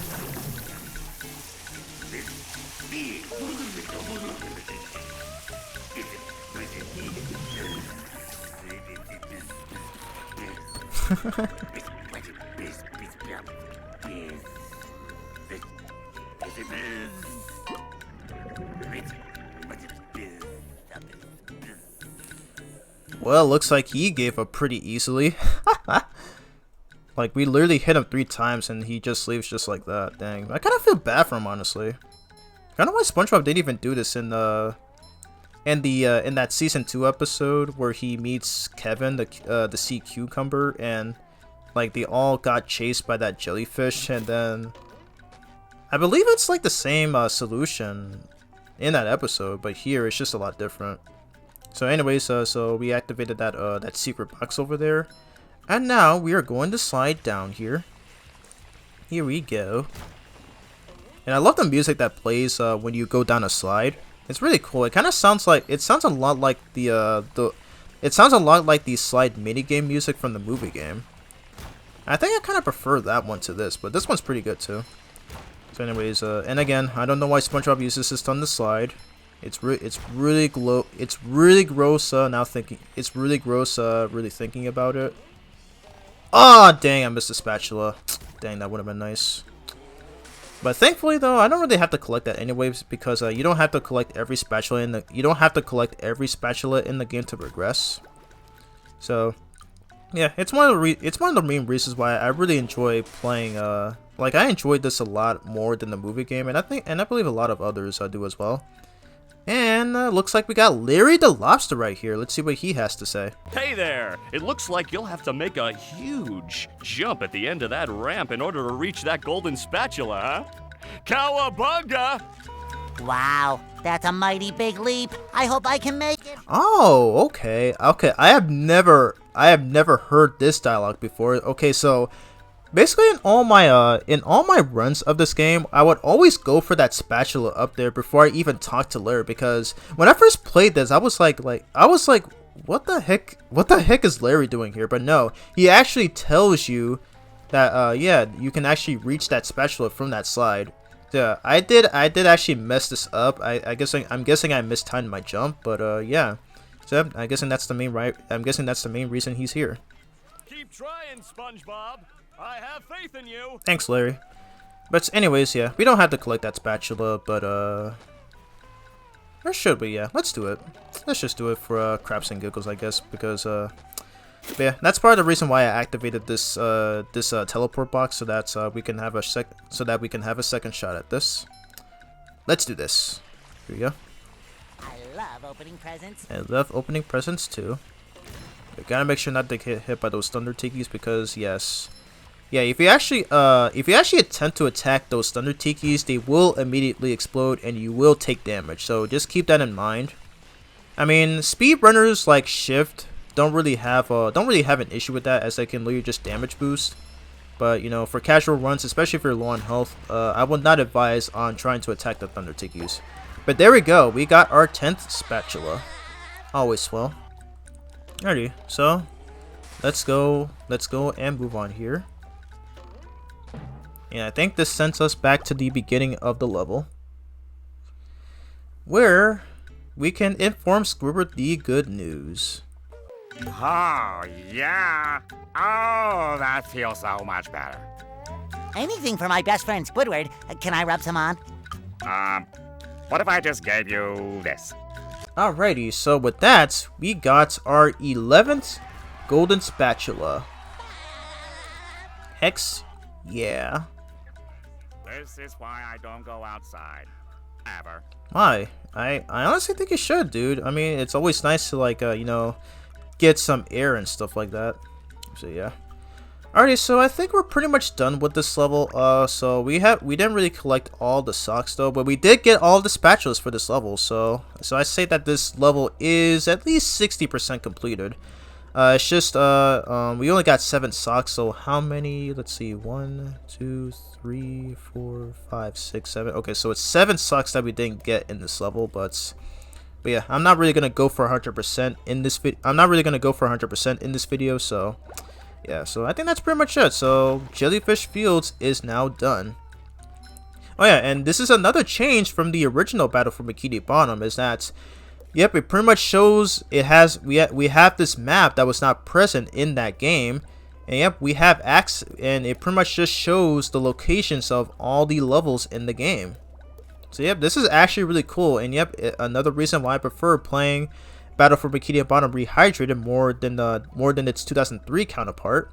So yeah, and this definitely saves a lot of time with speedrunning too, because I didn't really like that about the original game, is that it's really like a list where you have to push up and down on the D-pad to navigate. I mean, unless you're a speedrunner, then that's not really a big deal. But you know, for casual players like myself, I actually enjoy this one. A lot more. So this is really cool. I really love the icon of SpongeBob right here. I really love the icon of SpongeBob, which kind of indicates in the current area you are in. So yeah, I really like this. This is such a sick detail. Like, I forgot to mention this. But yeah, the people behind the people behind this remake are actually developed. Okay, let me rephrase that. The people behind this remake are a company called Purple Lamp Studios, and I haven't really seen much of their work besides this game and the Cosmic Shake, which came out last year. And yeah, I will say though, they did a really good job. They really did a good job with the remake of Battle for Bikini Bottom. Like, you know, they rebuilt this from the ground up. Like, it looks so much better now. Like, I love the character models. They fixed the dialogue conversation cutscene, so it's really cool. Like, I love this. It's so amazing. Alrighty, so we're gonna talk to Patrick right here because we have all 10 socks. Wow, SpongeBob, you found some! Now they're back home, safe where they belong. Here's your golden back scratcher. Spatula. I don't speak Italian. Alrighty, so with this, we get our 12th golden spatula. Alrighty. I just love how he keeps dropping his shorts right there. It's so funny. But anyways, we're gonna go inside his rock and living under a rock. Now that's the life. Yep, it is definitely the life of Patrick indeed. I really love this portrait of them right there. Literally best friends forever, and probably one of the best fictional duos ever in television history. Alright, and by smashing his sand couch, we have yet another sock right here. I'm guessing Patrick just left there on purpose for SpongeBob to find. Again, makes no sense, but this is SpongeBob we're talking about, so of course not everything is going to make sense. So we don't really need to question it at this point. Alright, so this right here, this right here is a, the next, I think it's like the second part of the hub world, which will require 15 spatulas to reach. But obviously, we don't have enough yet. We don't have enough for this level, but we're not going to do that just yet. We're actually going to go to this other level. We're actually going to go to this other level over here. This one is called Downtown Bikini Bottom, and this is the stage where we will be playing as Sandy Cheeks. So let's go on and hop in.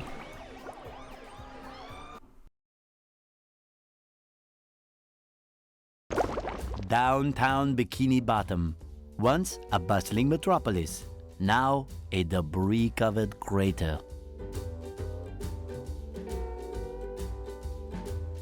SpongeBob, the robots are destroying downtown Bikini Bottom. We have to evacuate! All right, but it's gonna take a while to get all this dust. Not vacuum, evacuate. We have to get everyone to safety. Can we just load them up in the boats? That won't do any good. Why not? Because the robots have taken all the steering wheels. Couldn't we just drive in a straight line? No, there are too many turns. Those fiends, they've thought of everything. Never fear, Mrs. Puff, I'll get those steering wheels back. SpongeBob, if you're involved, I always fear. But I tell you what, if you can pull this off, I'll give you a golden spatula. How about a driver's license instead? Nice try. Alrighty, so we're on to... Alright, so we ran into Mrs. Puff again. So she wants us to collect 11 of these steering wheels. So yeah, pretty much another excuse, but in all seriousness though, this is actually another one. This is actually one of my favorite stages in this game, and you will see why later on. So yeah, okay, yeah, let's set that off and avoid that jellyfish. Ooh, look at this right here. When SpongeBob touches this ball, he will change into a sponge ball. You can roll quickly as a sponge ball, but you cannot do anything else. Being hurt or pressing any button will change you back to your normal self. So this, again, another mechanic that I remember from the movie game, to where SpongeBob will turn himself into a ball, and I'm pretty sure in that game, it's only exclusive in the levels where you only have control of SpongeBob as a ball. And I used to have a hard time on those levels as a kid, actually, because yeah, it was really easy to mess up on most instances. So yeah. I love this cutscene right here where Gary literally kills that robot by just pretty much dropping an anchor on it, which is pretty funny. But basically, this robot is called G-Love. The best way to deal with him is to bubble bounce him from above. Alrighty. I've seen in the original Battle for Bikini Bottom where it's actually possible to kill these enemies with the bubble wand spin, but I think they removed that in this remake because, you know, I think obviously it was rebuilt from the ground up. So of course there's gonna be a lot of changes and pretty much a lot of glitches that were patched out. So but yeah, pretty easy enemy to deal with. So yeah. Oh yeah, and I forgot to mention this, but yeah. At the time of this video, it is the 25th anniversary of the SpongeBob SquarePants franchise, and it's pretty crazy to see how, and even to this day, they are still making new episodes. And they even and I think at some point they even decided to make some spin-offs. They actually made the Camp Coral spin-off, and they also made the Patrick Show. And I've only seen a few episodes of Camp Coral, but I have not seen an episode of the Patrick Star Show yet. And there's been a lot of controversy and discourse about those spin-offs, to where a lot of people say that the creator Steven Hillenburg never wanted any spin-offs at all. However, there's actually a source to that, to where he actually said that he doesn't see the point of spin-offs happening. That doesn't mean he didn't want any spin-offs. So honestly, the SpongeBob community on the internet, especially on Twitter, are probably one of the most annoying communities I've ever seen, actually. And I'm kind of glad I don't really take part in most of it, because there's a lot of people arguing, you know, Steven Hillenburg wanted this, and you know, Steven Hillenburg obviously worked on the show, and yes, I have seen that it is true. But yeah, please, and yes, it is a shame that, you know, Steven Hillenburg, you know, passed away back in 2018, so that was 6 years ago. Can't believe it's been that long since then. But yeah, it's a shame too, really, because honestly, if he was alive though and he saw these spin-offs as well as some movies being made, I don't really think he'd have an issue with that, honestly. And yes, I do know that SpongeBob was originally supposed to end after the first. I know that SpongeBob was originally supposed to end after the first movie. But to be honest though, I mean, I'm kind of glad they didn't though, because SpongeBob wouldn't be as popular as he is today. Now, I mean, honestly, you know, the decisions made for this isn't perfect per se, but even then though, I mean, because, you know, SpongeBob is still one of my favorite, ah, dang, I missed that. It's still one of my favorite franchises and one of my favorite shows of all time. And, you know, because I did say this in the beginning of the video, but no, I actually think season 4 was the last good season, in my opinion.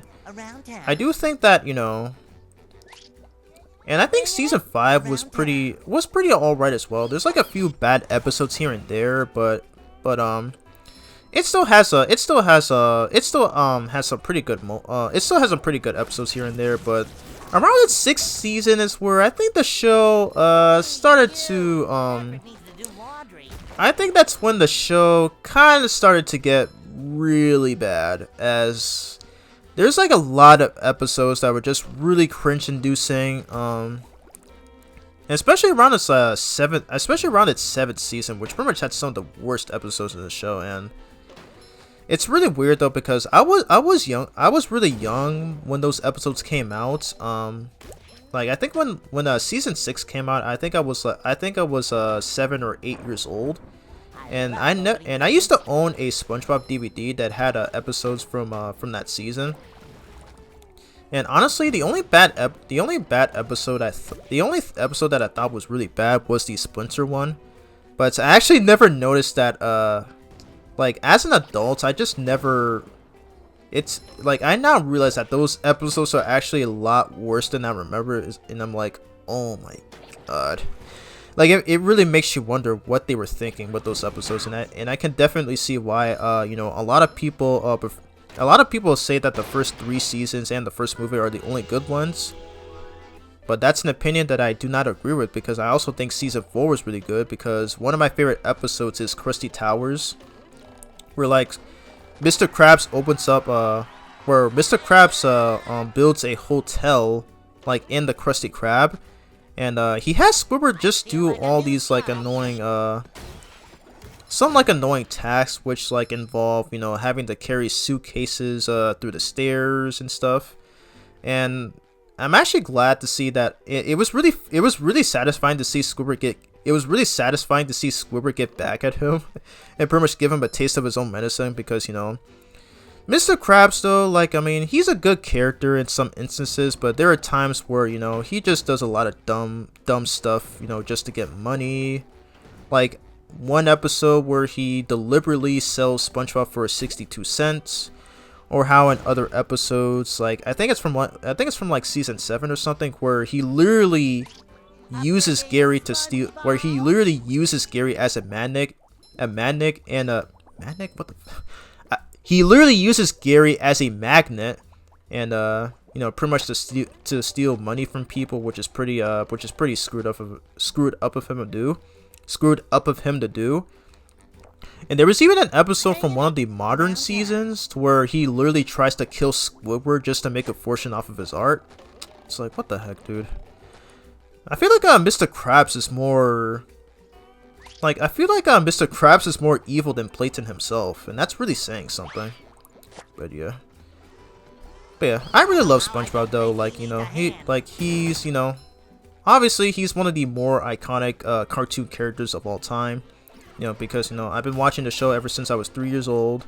I really enjoyed most of them, you know, despite, like, you know, the series regression, you know, and, you know, despite, you know, the unnecessary spin-offs, you know, being made, which, you know, even Steven Hillenburg was a part of, though. There's an obvious source of that. I still think this is a great franchise, you know. I mean, obviously, I do enjoy the first 3 seasons. Like, the first 3 seasons of the show are literally some of the best ever to exist in fictional media. Like they handled like a lot of good jokes here and there, like especially like, you know, they didn't really target it just for kids. Like even adults can enjoy it, and you know, and understand most of it. This door is locked from the inside. Who would do such a thing? Okay, Bubble Buddy, you did not need to interrupt me right there. What the heck? But yeah, anyway, as I was saying, yeah, the first 3 seasons of the show, you know, the best in fictional media, where they handled a bunch of good jokes here and there, you know, to the point where even adults can enjoy it and pretty much understand the jokes better. So yeah, SpongeBob is a very iconic Nickelodeon series, and honestly, at this point, I don't really see it going away anytime soon, especially since it's been running for 25 years. Not to mention that, you know, it actually came out, I think like a couple of months before I was even born. So I'm nearly the age of SpongeBob, which is pretty interesting, which is actually pretty interesting. So anyways, we're gonna use SpongeBob right here. Hi, Gary. Meow. Yes, thanks for noticing. I have been working out. Meow. Not done? Doesn't that mean... Meow. Oh, that's the entrance to the rooftops, which leads to the lighthouse? Aha! There's another golden spatula. I could really use that. Meow. What do you mean, get Sandy to help me? I can get through this. Meow. Meow. Oh, that gap looks big. Okay, I'm definitely not making that jump. How is anyone going to get across there? Uh-oh, more robots. Holy Dutchman's ghost! That gap looks impossible! And impassable! Okay, I'll go get Sandy to help me out. Alrighty, so it looks like we're about to be using Sandy right now. So, but yeah. But again, I really love the character dialogue. You saw that SpongeBob looks directly at Gary as he's talking to them. You saw that SpongeBob is looking directly at Gary as he's talking to them. That does not happen in the original Battle for Bikini Bottom, where he literally just looks straight ahead. So I don't know how Heavy Iron Studios messed that up, because like they did great with the actual cutscenes, but for like the dialogue conversations is where they literally dropped the ball. Like like literally like the characters literally look so lifeless to me. Like I don't know. I mean, I'm pretty sure I'm not the only one who agrees with this, but yeah, it just looks really bleh in comparison to Rehydrated. Alright, so we got Sandy right here, who's another fun character in the game. So let's see her move steps. So yep, obviously. Okay, so it said so yep, by double tapping. So after pressing the X button after double jumping, she can actually do this this glide move. She can actually do this glide move with her lasso, and apparently you can also use the L2 button to glide as well. It would have been nice if I could use L1 to glide as well, but it's whatever. But yeah, so yep. So pretty much Sandy pretty much has the best moveset in the game, to where her attacks are actually a lot faster than SpongeBob's and Patrick's. So it's really fun. And of course, I love using you know, this lasso. I don't really know how she's able to, you know, glide using a lasso, but it's whatever, I guess. Yep. So yep, basically her moveset is that she can karate chop and kick things if she is in the air. So it's very fun to use. So let's get rid of all these tikis here. And Sandy can lasso the objects by pressing the circle button. So basically to do this, so basically there's a reticle that appears on an enemy or a tiki.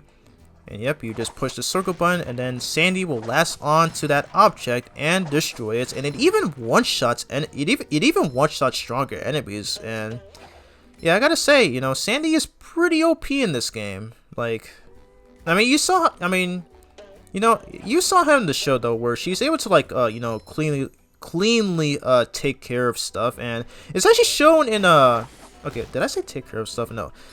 She's able to, like, you know, easily hold her own against stuff, and apparently she's like very physically strong, because in one episode where she lifts up an anchor and then like kicks it away, and then it later lands on a guy. Like, dang, that really shows, like, that moment right there really shows how strong Sandy is. Like she could literally like defeat Dennis from the movie in like one fell swoop. It's like god dang, like Sandy is not to be taken lightly. And that's why like that's literally like the main reason why like she's really awesome in this game. Like I really enjoy using Sandy in this game. Like she is so much fun. I mean, so sadly she's not playable in the movie game, which makes sense though, because she didn't really have what is it? How do you phrase this? Yeah, she didn't really have much of a role in that movie, so it kind of makes sense as to why she's playable. But I'm assuming there's probably mods of that or something. But yeah, that's a story for another time. So let's hop in here.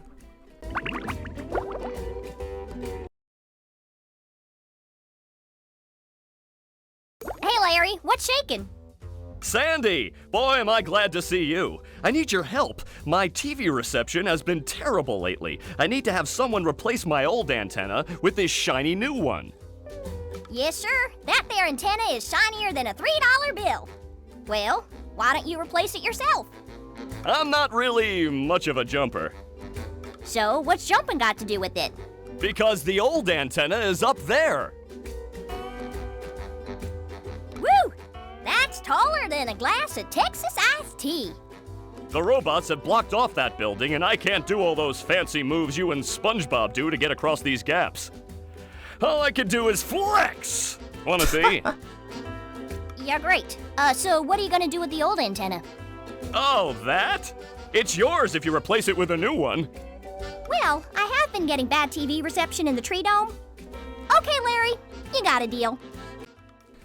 Alrighty, so looks like we're about to do this mission from Larry the Lobster right here. I forgot to mention this earlier, but yeah, Larry is actually one of my favorite characters in the show. I don't remember if he actually, I don't even know at this point if he even got his own episode, because I don't think he did in the first 3 seasons or any of the post-movie episodes starting with season 4. yeah, I'm starting to think he did at some point, but again, I don't really keep up with modern SpongeBob anymore.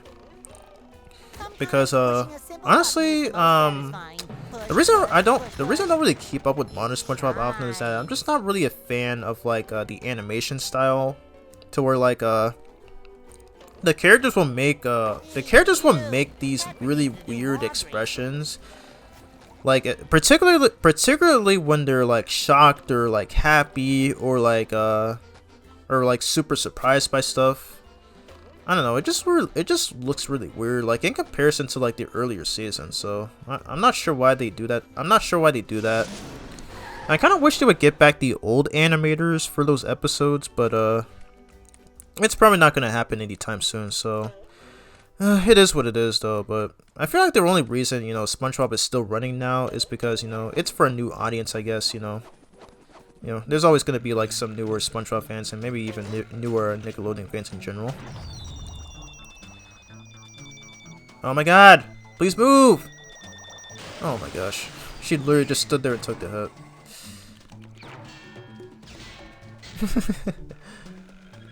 But yeah, I really love the humor in this game. It's so funny. So yeah, we're introduced to another enemy. I think this guy's name is Chuck, I want to say. So yeah, and yeah, literally all he does is that he literally just tosses his missile at you. And you can actually deflect his missile, let's see. Okay, I missed. But you can actually deflect his missile right back at him. So let's let the missile come at us, and bam! Yep. You can literally send that missile right back in his direction. That's so funny. That's also a thing that you can do in the movie game as well. I believe that's only if you upgrade SpongeBob and Patrick's spin moves. And I'd say it's actually more useful in that game than in this game. And yeah, it's definitely really useful for a lot of situations. So yeah, it's pretty helpful. I know SpongeBob can do it as well. I'm not sure if Patrick can do it as well. But going by the hitbox of his belly flop move, it's safe to say that he probably can. There you.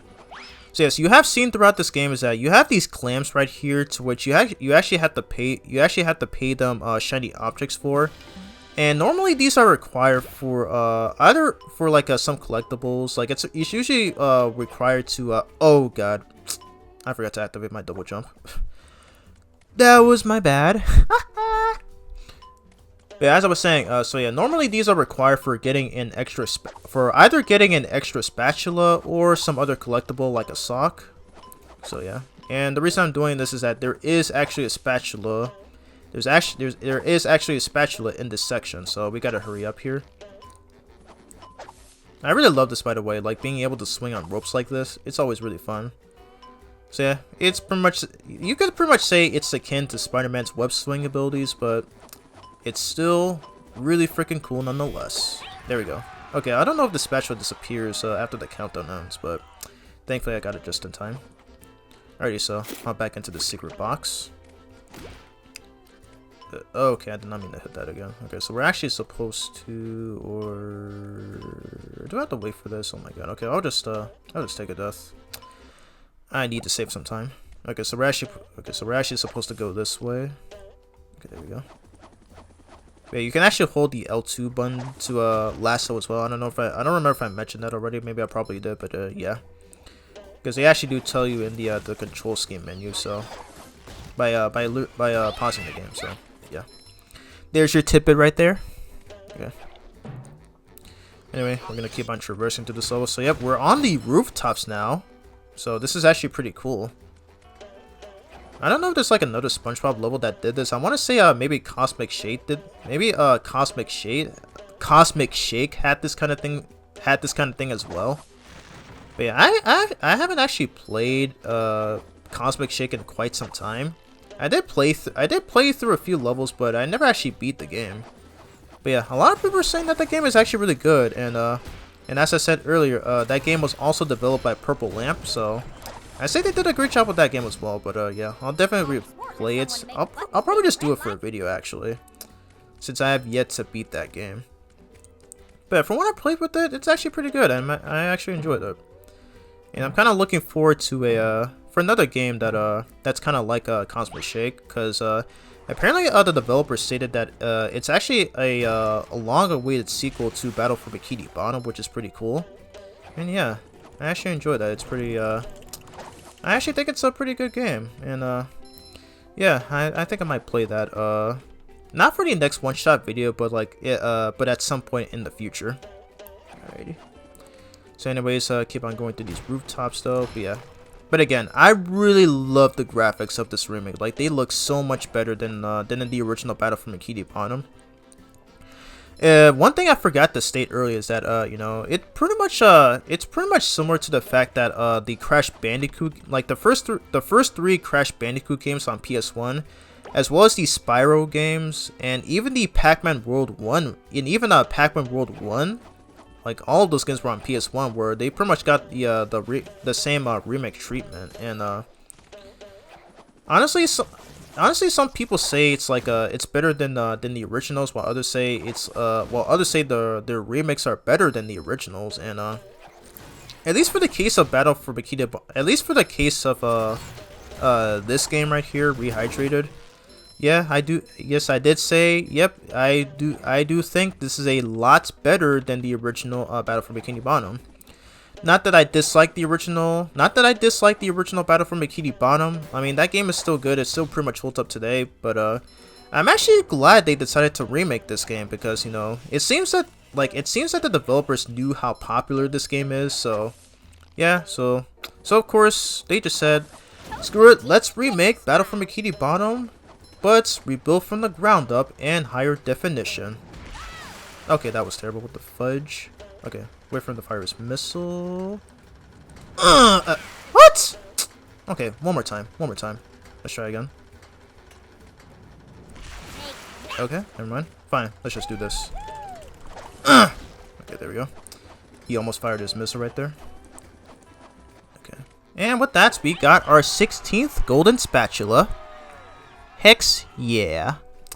Alrighty, so we're gonna switch back to SpongeBob right here, because Sandy has no way of you know, doing a ground pound move, so unfortunately SpongeBob is gonna have to be of assistance right here.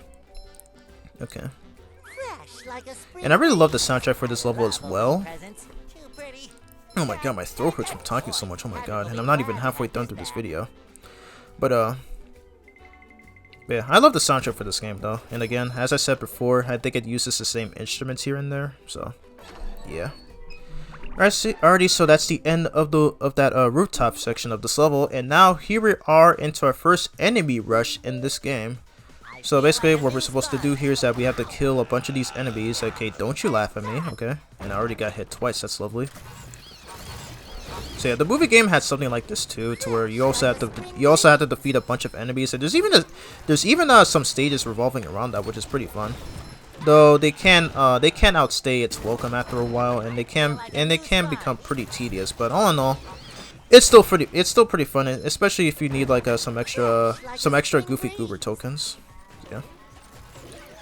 And obviously we have to destroy this duplication machine, which you know, respawns enemies over and over.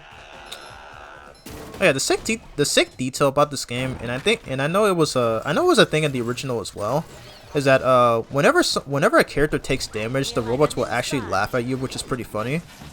I've seen games like that. I think like in Mega Man X, where you get hit by an enemy, you know, they laugh at you. So it's pretty interesting detail. All right, launch your missile. Okay, I messed with the fudge. Goodness gracious, dude. Oh my god, why is that not connected? Okay, well, he's already dead anyway. Yeah, the hitbox of SpongeBob's bubble spin move is pretty inconsistent sometimes.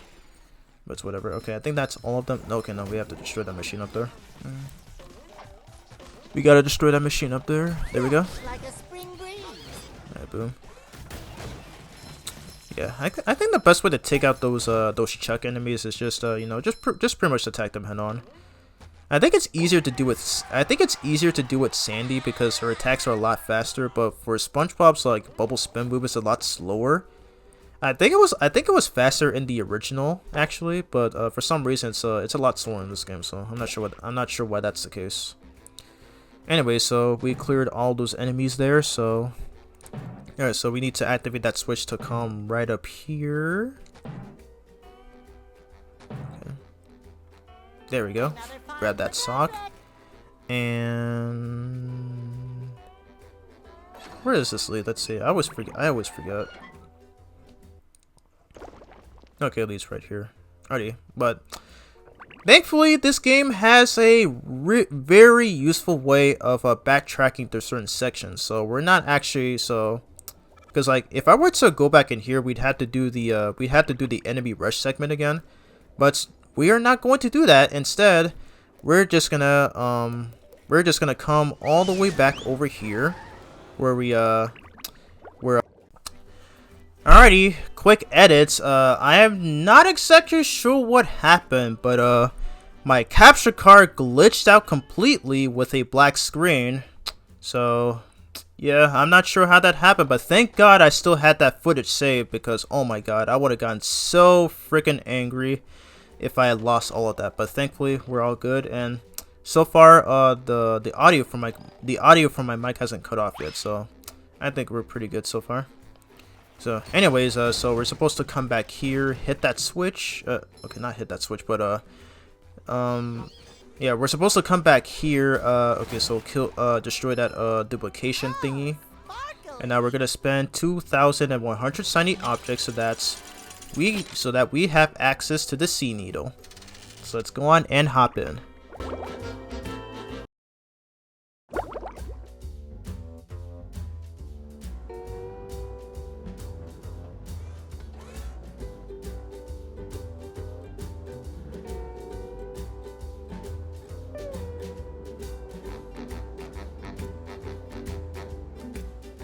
Ah, there you are, boy. Someone's broken the sea needle. That's horrible. The sea needle is the cradle of Crochet Corner. Yes, it is. But what's more important is that there are tikis and shiny objects just outside the windows. Mr. Krabs, how can you think of money at a time like this? Easy. I just clear my mind. Money, money, money. Now listen here, boy. You know that I'll give you golden spatulas if you bring me shiny objects. But I'm going to sweeten the deal. If you can break all the tikis here at the Sea Needle, I'll give you a bonus golden spatula. Why would I want to break the tikis, Mr. Krabs? 'Cause they were laughing at you and calling you funny names. What kind of funny names? You know, SpongeBob SquarePants. That's not very funny. No. But they said your mom was ugly. Ugly? All right, Mr. Krabs, break them I shall. You've got a deal. Wow, Mr. Krabs, that's literally one of the worst jokes I could ever come up with, but then again, he did say SpongeBob was gullible, so of course SpongeBob is just going to buy that because he is very clueless. But anyways, we're on the Sea Needle now. So he wants us to smash a bunch of tikis for a gold spatula, and the only way to do that is by holding onto this bungee right here and destroy all of these floating tikis. And I love how you can literally see SpongeBob's butt cheeks right there. That is so funny. I love that so much. But I'm kind of I never noticed stuff. But where's his underwear? Does he not have any? Does he not have any underwear whatsoever? Yeah, let's not think about that. But yeah. But yeah, I really love this from the movie game. So yeah, I can definitely, like, when I first played Battle for Bikini Bottom, like, I did definitely began to notice all these similarities between this and the movie game. You know, because both the original and the movie game were made by the same developers. So yeah, it's pretty interesting that they would reuse assets. They would reuse assets from the original Battle for Bikini Bottom. And yeah, it's always really cool to see. Really, really cool. Okay. So yeah, and you're probably noticing that if you actually played the original game, you'll notice that the voice clips are entirely the same. I can kind of see why they decided to keep them, you know, because it kind of would have saved, because it definitely saved them a lot of trouble of having to re-record the voice lines. And even if it means, you know, not getting Mr. Krabs' original voice actor to voice the character himself.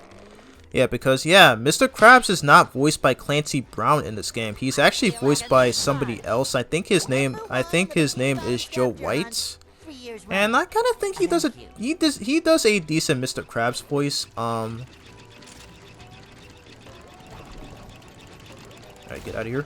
He actually does a decent Mr. Krabs voice, but yeah, it's nowhere near. But it's still nowhere near as good as Clancy Brown though, because I don't really know why they couldn't get him to voice Mr. Krabs in this game, because at least from what I've heard, he's actually a relatively well-known actor. The only other roles I know of was oh my god, I cannot talk right now. The only other one of his roles that I know of is Neo Cortex from the Crash Bandicoot series and franchise even, which I actually was not aware of until a lot of other YouTubers brought it up. So it's pretty interesting. But other than that, that's pretty much all the roles that I know him in. So yeah, that's pretty much it. Oh my god, I missed the steering wheel. Oh shoot. Good work, boy. Here's the golden spatula, like I promised. I think I might have missed one, but I think I might remember where it is. Let's see. Let's go back here and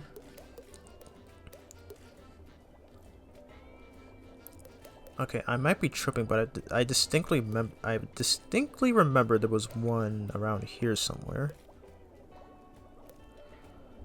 I think I might be tripping.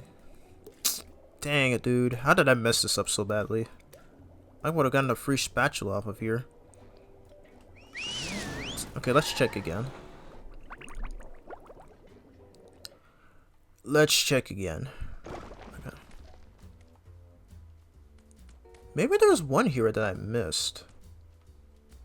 But again, I think I might be tripping right now. Let's go on a double check.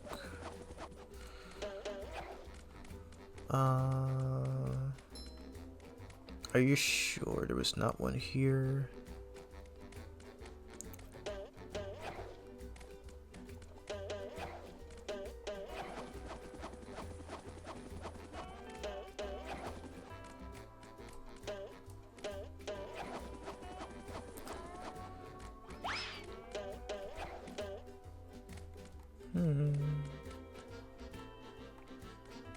I already got the first two here,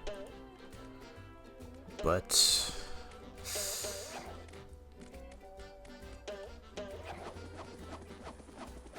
okay, there's a sock over there. I guess I'll just go and get that.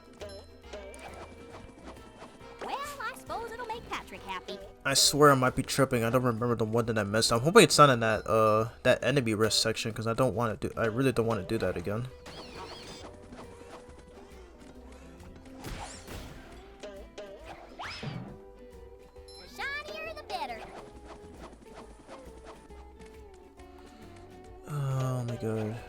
Yeah, I think I might have missed one.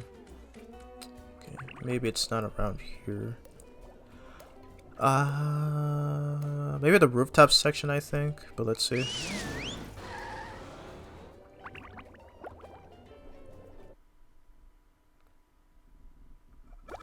It might have been in this rooftop section, but let's see. If I don't find this, then I'll just move on. Oh my god. Yeah, there it. Okay, there it is right there. How did I miss that? Oh my god. Okay.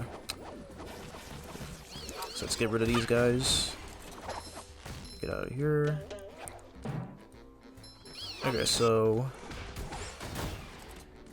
you're supposed to lasso over here and grab the last steering wheel. Okay, I don't know how I missed that. It's especially gonna be hilarious when I rewatch the footage, but yeah. Okay.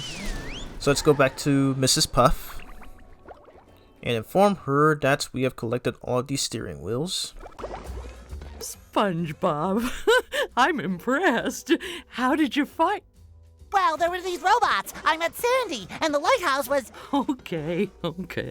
Sorry I asked. Here's the golden spatula that I promised you. Thanks, Mrs. Puff. Now I'll help you guys evacuate.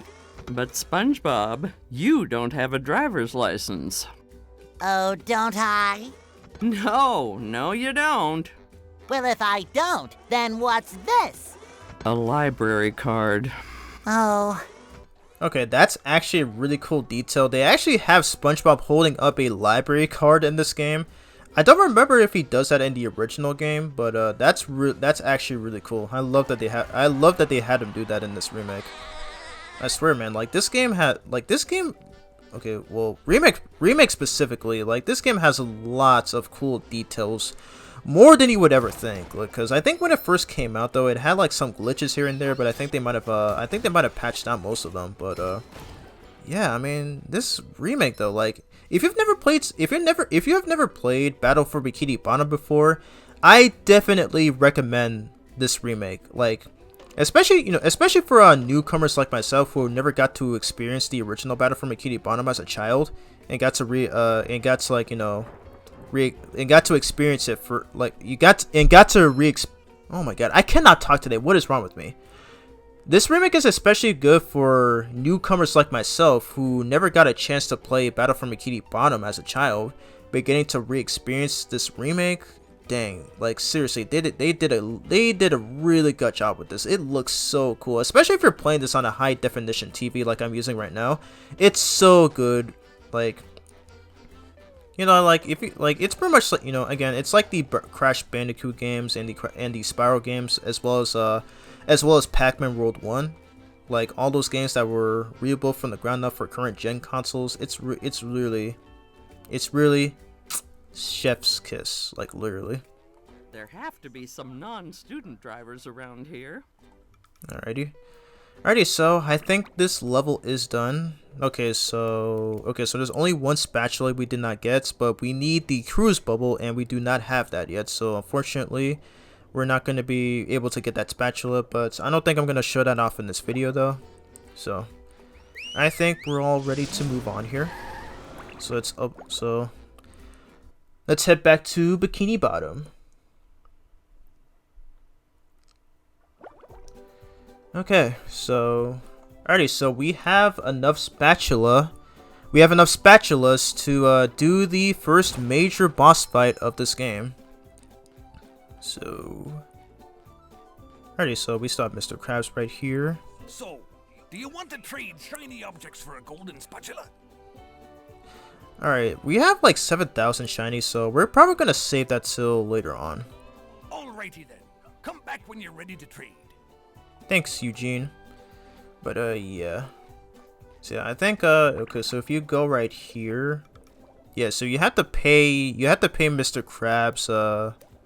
I think the more times you pay Mr. Krabs shiny objects, the more it will increase. So you have to do this a total of, let's see, so okay, so this is 1, 2, 3, 4, 5, 6, 7, 8. So he has a total of 8 spatulas that he will give you if you pay him shiny objects. And yes, there's actually a trophy for this, I think. I don't remember exactly, but yes. And yeah, this is required for 100% in the game. So yeah, interestingly, so yeah, this is actually a good way. This is actually a good way to to earn golden spatulas, actually. In case of if you don't feel like doing any of the missions, you can instead either talk to Mr. Krabs or Patrick, and then yeah, they will actually gift you some free golden spatulas if you pay them with the amount of shiny objects. So anyways, let's travel to the how do you pronounce this? Okay, well, let's just travel to the first major boss fight of the game.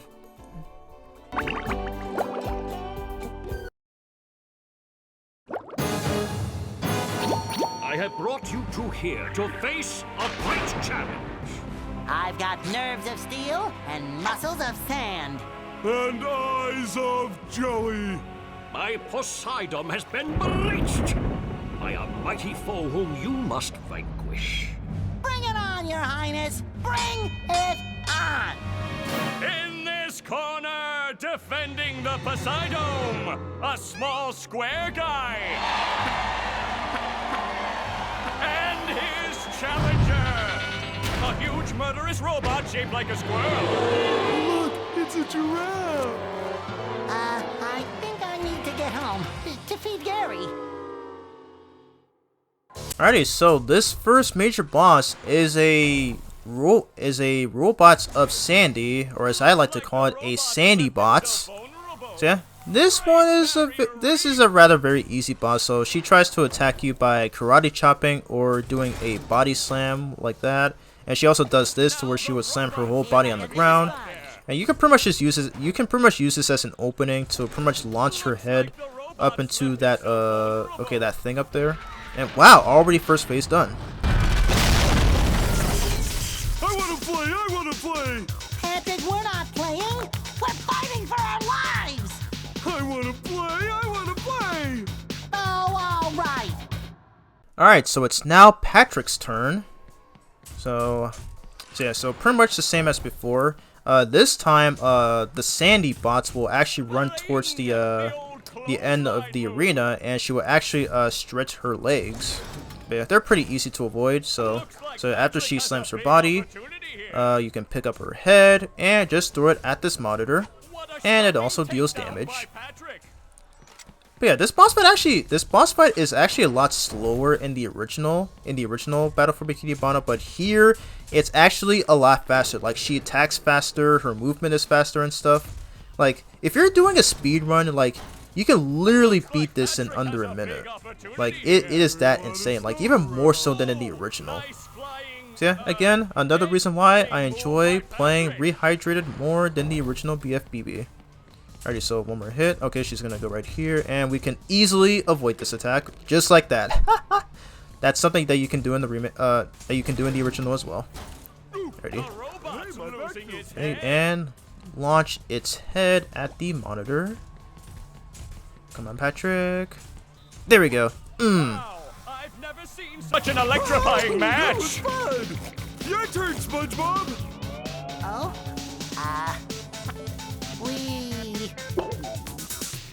Alrighty, we're back to SpongeBob and onto our one last phase. Okay, so dodge her, karate chop. I don't think we're gonna make it. Okay, that was close. I love how we have this fish talking in the background. His commentary is really funny. I love that so much. And bam. And now this time we are going to headbutt Sandy Bot. So yeah, really easy boss fight. So yeah, if you know the right patterns, and stuff, you can pretty much just take care of her pretty easily. Alright, and yeah, she has a new attack right there to where both her arms and legs will stretch. This can be rather cumbersome to avoid. So okay, so basically what I'm doing here is that I'm just manipulating it to try to attack me so that she doesn't do that move again. And bam, it's over. And staying down. What an upset here at the Poseidon. That was quite a battle. Tell him what he's won, Johnny. It's a new power, the Bubble Bowl. But wait, there's more. A golden spatula. And that's not all. A gift certificate for $5.32 to Dean's Little Shop of Dried Fish Flakes and Flowers. Oh, thank you. It all means so much. I promised myself I wouldn't cry. Cry all you want, but not here. We just wax the floors.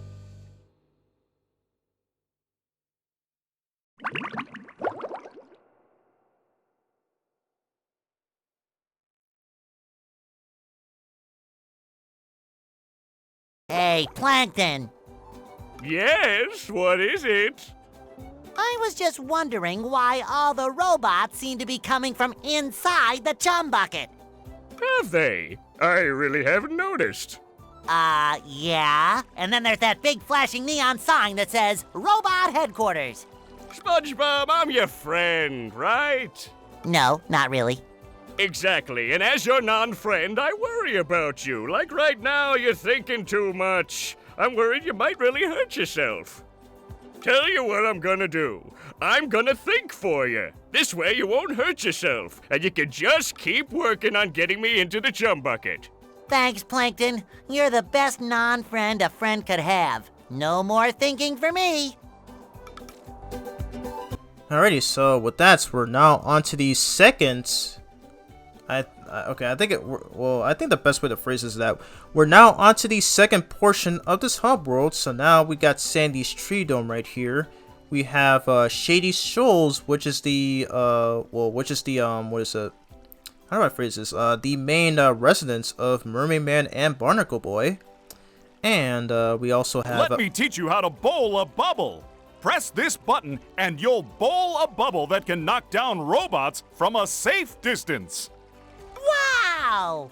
Remember though, the bubble bowl only works on things that are close to the ground. Got it. Okay, Bubble Buddy once again coming out of nowhere and interrupting me for no real reason. Jesus Christ, dude, please stop interrupting me like this. Was it like this in the original game too? I feel like that was the case. But yeah, basically as he was I say basically a lot. Oh my god, like especially in these videos. But as what he just told us, we now have access to the bubble bowl, and which you can do by pressing and holding the circle button. And it's a really useful ability, especially when hitting things from a distance, and it's always swell. So we use it to hit that button, and we're gonna try to get this golden spatula by doing some really precise platforming right here, while also on a time limit, so you cannot afford to mess this up. Okay, I'm gonna have to wait for that platform to come down.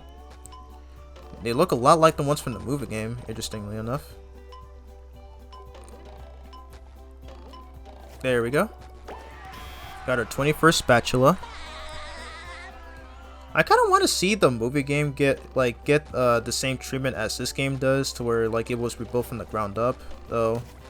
I can kind of see why they can't though, because I think there might be some copyright issues here and there, especially like with the especially with some of the songs though. So I mean, if that's, I don't really know, I'm not 100% sure if that's truly the case, but if so, then yeah, it's a shame, but it is what it is. Sandy, your tree dome is leaking!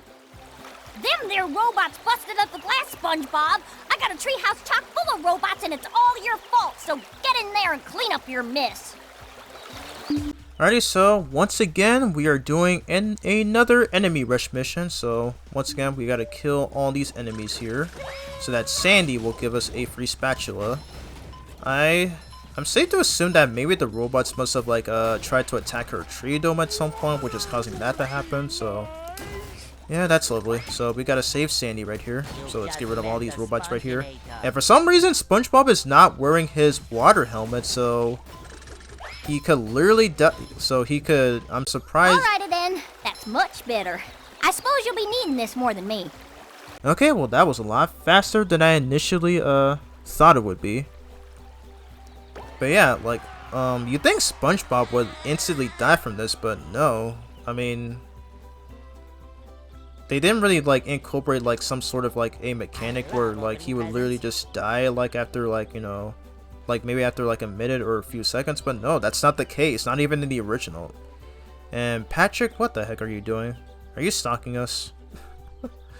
That's really funny. Stop your yapping and let's get robot trapping. You got that right. Yeah, I love how Patrick is literally just there. I actually never noticed that until I watched a speed run, or no, not a speed run, but until I watched a regular playthrough of the original game, where like they actually pointed out not SpongeBob, but they actually pointed out Patrick actually watching SpongeBob inside the tree dome, which is pretty funny. But yeah. But anyways, we're on to the second portion of this game's hub world. And so we did skip that Goo Lagoon stage, but should we do it? Yeah, might as well just do that right now, and then we can just tackle this level. We can just tackle that level right there, and I guess I can just pretty much call it a, I'll pretty much just call it a video, unless I have enough spatulas to do the next boss to do the next major boss fight. So let's travel to Goo Lagoon.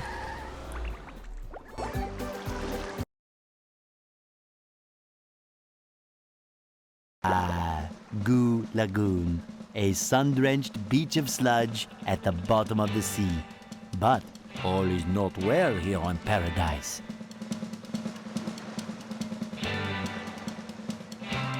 Alright, so here we are on Goo Lagoon, one of my favorite stages in this game. Especially in this remake where it looks a lot better than the original. So yeah. But yeah.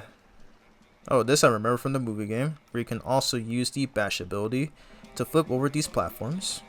So always swell. Okay. But yeah, I love this stage though. Like especially with how it looks in the remake. It looks, I'll admit that it actually looks pretty nice in the original as well. But some people criticize it to where like it kind of looks a bit too bright in some instances, but I mean, I don't really agree with that. I mean, I don't really see how that's a problem. But yeah. Alright, we got this new enemy right here where he sends clouds after people and electrocutes them. Oh, poor Bikini Bottom senses always getting abused. First, we have a woman who literally gets a rocket shot at her, and now we have this guy right here who literally sends his clouds to shock people. But either way, this robot is called Monsoon. Watch out for his lightning attack. Of course, the best way to get rid of these guys is to use the headbutt move. Yeah, most of the enemies in this game normally take a single hit to defeat, but some of the other ones, like those tartar sauce enemies, they usually take 2 hits to kill. So yeah, pretty simple, all things considered. SpongeBob, do I look burned? Well, you do look a little red. Barnacles! That darn robot. Robot? Yeah, a big robot stole everybody's sunscreen. Oh no! Everyone will burn, and then they'll get all itchy and peel. Exactly! You can't spend a day at the beach without sunscreen. That sun is way too hot. That robot is out on the island. Nobody can get to him. SpongeBob, maybe you can use those sun reflectors to point the sun's rays on that robot. If you hit one of the buttons on the side of a lifeguard tower, the reflector will turn. Connect all the towers and the light will shoot right out of the big reflector on the island. Then all you have to do is swim out to the island and turn the big reflector onto the robot. I'll stay here and protect the babes. But I can't swim. Alrighty, so we have another mission from Larry here, as he wants us to hit these switches which will reflect the lays to, I think, okay, it's a bit hard to describe it, but it will, okay, so by hitting the button with the headbutt move,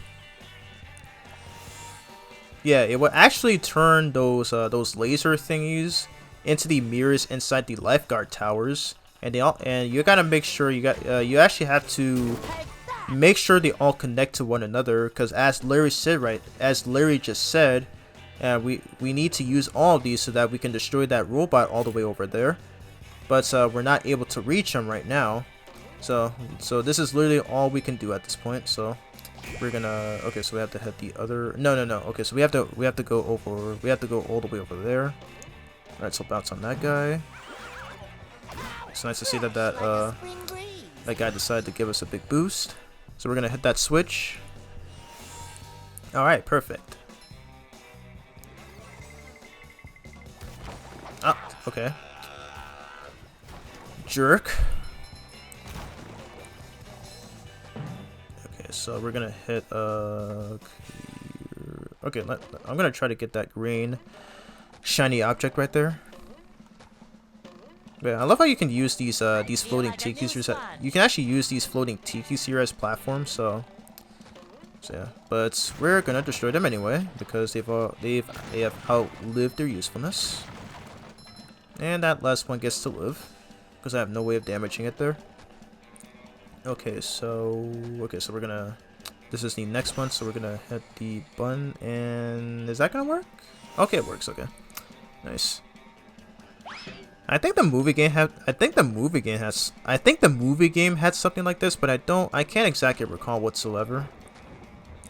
But honestly, if I was a kid playing this game, then yeah, this would take me a while to figure out because I'm not really that good at puzzles in video games, but at least the ones in this game are a lot easier.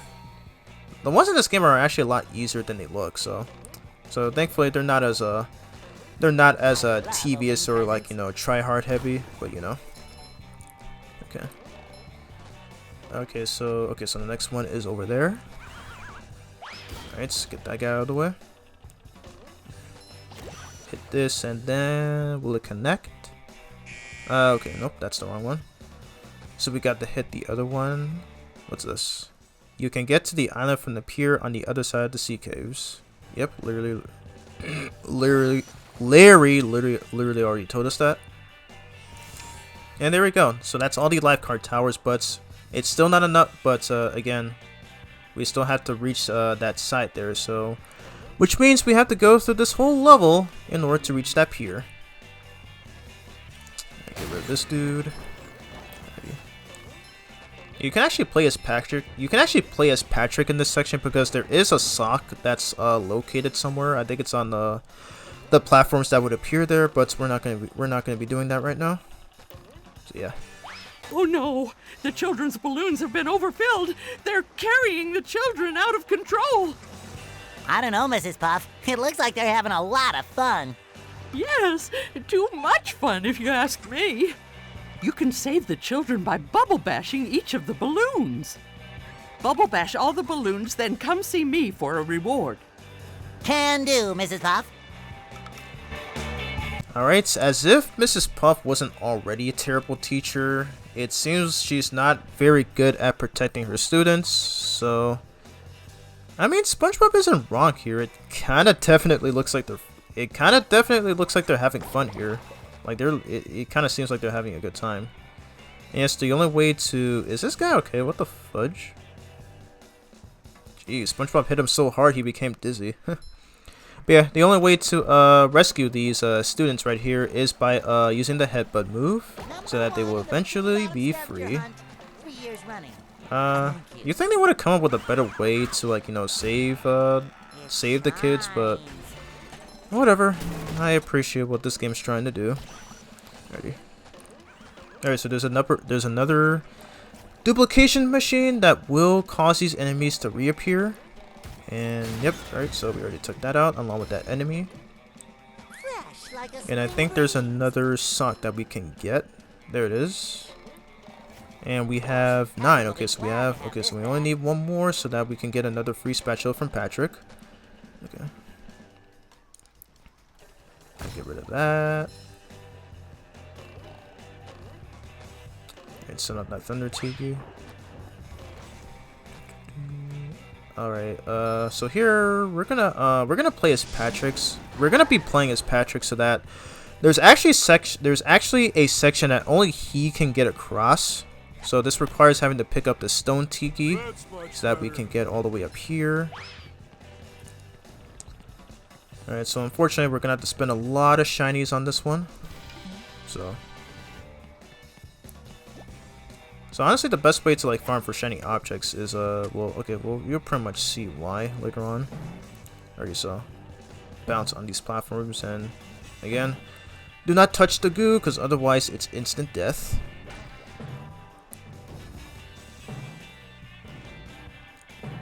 But yeah, I really like the soundtrack for this game. It's so good. Like it really feels like something you'd hear from the show, obviously, and I think this might have been made by the same composers. I'm not completely sure, but yeah, that's literally what it sounds like. Oh God, that was close. I almost fell to my death. There. And again, considering that they're underwater, how is it that fire still works down here? Like it doesn't. Like again, it's another SpongeBob logic that makes sense, but I'm just wondering. Though, like, do these logics not apply to the real world or something, or like, how is it that fire is immune to water in the SpongeBob universe? Heck if I know, but it doesn't matter. Alright, so switch back to. Yep, we know you can't swim. We know you cannot swim, SpongeBob, because you know it was revealed in that one episode. I think was season 2 or 3. I don't remember the name of it though, but it was the one where SpongeBob takes Larry's place as a lifeguard, which is actually one of the more funnier episodes in the show. Okay, did I miss one? I feel like I might have missed one because I only have 2 left. Let's see. So, do some very careful platforming.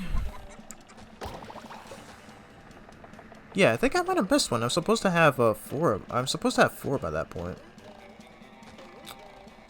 This is weird. Okay, there's one up there. You can save the children by bubble bashing each of them. Okay, I already heard you. Yeah, so there's one up there. I don't know how I missed that one. Get rid of that guy. Oh. There we go. Let's get that guy all the way up there.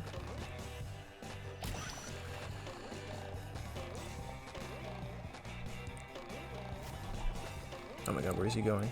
Come on, dude. Wait. Oh, okay. I thought he was gonna head all the way over here, but that's fine. Yeah, okay, so we got all the kids rescued. Heck yeah. Okay, for some reason I forgot I had the bowling move. I don't know why I didn't use that sooner. Yeah, we rescued all 5 of the kids and what? Okay, I did not even see that, okay. That was weird. My hero! You've saved the children! Here's a golden spatula as a reward. Alrighty, and with that, we got our 24th golden spatula. Heck yeah. Now, I just realized, I think we might need a total of 40 spatulas in order to reach the next boss fight. So I don't think we'll be getting so unfortunately I don't think we'll have enough because I probably won't be able to showcase that in this video, but yeah, we will still tackle one more stage after this, and then I'll pretty much just end off the video there. Because again, this is a one-shot video, and yeah, this is a pretty long game, especially if you're going for everything, so of course I'm not going to be able to beat it in one sitting. But yeah, I'll definitely show as much of this as I can. You know, definitely show off another level where we can play as Sandy. So, yeah. Let's activate this teleport box. Kaboom. Annual Sand Castle Contest. Did I say context? Annual Sand Castle Contest. This actually looks really cool. What is this in reference to? Is it like a reference to a plug-and-play system? I'm surprised they actually did that, actually. Anyway, there's a free sock up here, so you actually have to climb up these tikis, and then we have ourselves a free sock. And now we have all 10 to give to Patrick so that he'll give us a free spatula. SpongeBob, I heard that you were collecting golden spatulas. Yes, Bubble Buddy, I am. Have you seen one? Why, yes. We were having a sandcastle contest, and somebody put a golden spatula on the top. If I had a castle, I'd name it Fort Pattytown III, and Fort Pattytown III would have a big bake sale every Monday. The golden spatula? Oh, at the top of the sandcastle, right! That should be easy to reach. Well, perhaps you should see for yourself. Ready? Bubble Buddy, once again, still being one of the best parts of this game. It's funny how he actually has more, screen time in this game than in any of the episodes, as far as I'm aware. I don't know if he shows up again in, any of the modern episodes, because one thing I notice about modern SpongeBob is that they actually tend to bring back a lot of one-time characters for those episodes, and it's pretty interesting actually, because they brought back Bubble Buddy as a character who first appeared in the season 1 episode titled Pickles, and he never returned again until the season 8 episode. I think it's the same episode where Bubble Buddy came back, so that's pretty interesting. But they also brought back characters like Kevin. They also brought back who also was a character we only saw once in the first 3 seasons. I know they brought back Mindy from the SpongeBob movie. Who else did they bring back? Oh yeah, they brought back those 2 characters from that chocolate episode. Like the woman and her mother, who kind of looks like a stick for some reason. It's like, what the heck? That's actually pretty funny. But yeah, that's actually one of the best episodes of the show. But yeah, I can't remember who else. I think there was also Mr. Fritz. I think that's what his name was from the Mrs. Puff You're Fired episode from season 4.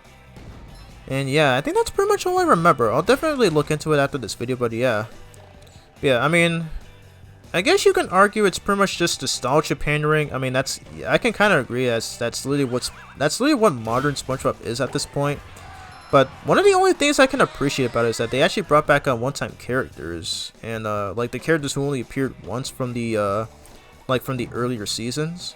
So it's pretty cool, and I'm kind of hoping like they don't really like ruin it, but I really hope they don't really ruin it by making them relevant characters, because I think that's something that they're doing. With Bubble Bass actually. Like he was like an iconic character. But of course, because of his reception, they decided to bring him back as one of the main minor characters, so it's really weird. But anyways, let's go on into Goo Lagoon Sea Caves. Hello, Gary. What's new? You don't say. Squidward bought a new sweater. Oh, he's so crazy. And there's a golden spatula at the end of this cave. Wow! Alrighty, and Gary just once again. How does Gary even know to travel to some of these places? It's so weird. Like SpongeBob, I say SpongeBob may probably have the smartest pet ever in fiction. But it's whatever. But okay, I guess maybe second next to Garfield. But yeah, that's besides the point. But yeah, we're now onto the caves of Goo Lagoon. And this, I have to say, this is one of the more visually appealing. This is actually one of the more visually appealing stages. Well, sections in the game rather. As this actually, this is another section that looks a lot better than its 2003 counterpart. You actually have that artwork of the prehistoric Patrick right there from that one episode of season 3. It's been a long time. It's been a long time since I've seen that episode. But yeah, basically, but in that you got to see like prehistoric versions of SpongeBob, Patrick, and Squidward, and even Gary, who's like giant sized. So it's pretty interesting. I'll have to rewatch that episode when I get the chance, because I think it might be on Paramount Plus. And I do have an account for that. But yeah, pretty cool, honestly. And I think this is something that this was something that they incorporated in the Cosmic Shake, which is pretty cool. But again, I don't think I ever got to that level yet, because again, I did play a bit of the Cosmic Shake. I do think it's pretty good. But I still prefer some of the older SpongeBob games like Battle for Bikini Bottom, especially this remake, and even I even prefer the movie game too. I even prefer the movie game despite many of its faults. But I kind of really need to beat that game someday. And I think that game actually got a PS5 port. Am I dead? Wow, I'm dead. I could not see that while they're going up and down right there.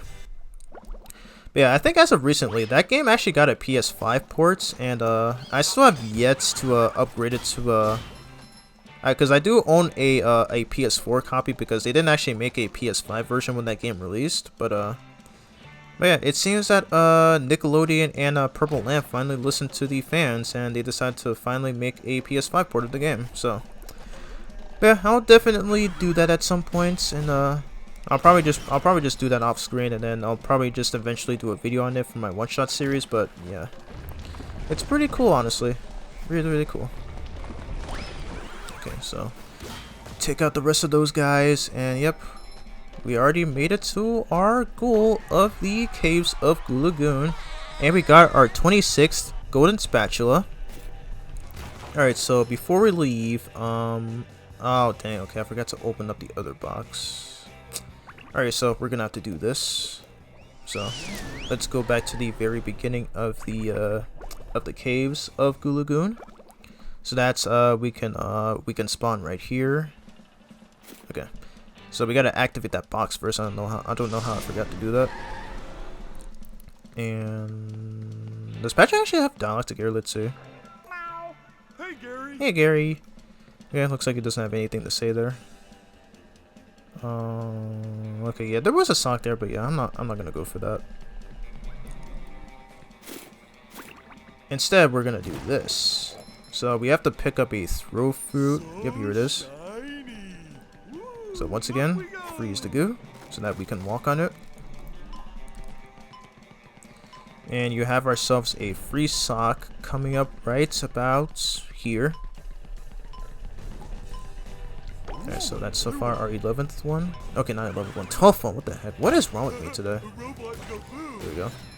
Oh yeah, I don't think in the original Battle for Bikini Bottom that Patrick can do his belly flop move in the air. I think that might be a new thing in this remake, but I could be wrong. I'll have to like check out like a playthrough and maybe one of Shiv's speedruns of the original, but yeah. I think that's as far as I'm aware. Alrighty. And there's Mr. Krabs right there, so let's see what he's got to say about this. Sorry, lad, but the carnival is closed. A pesky robot has taken over me ticket booth, and worse, me money. If you help me get rid of that no-good robot, I'll give you a big reward. Alrighty, so he wants us to take out that robot in the ticket booth. I'm going to assume that he might have killed somebody who ran that ticket booth, but either way, we gotta take him out and pretty much prevent all of this. Okay, so you need to throw something out. Okay, we got this watermelon and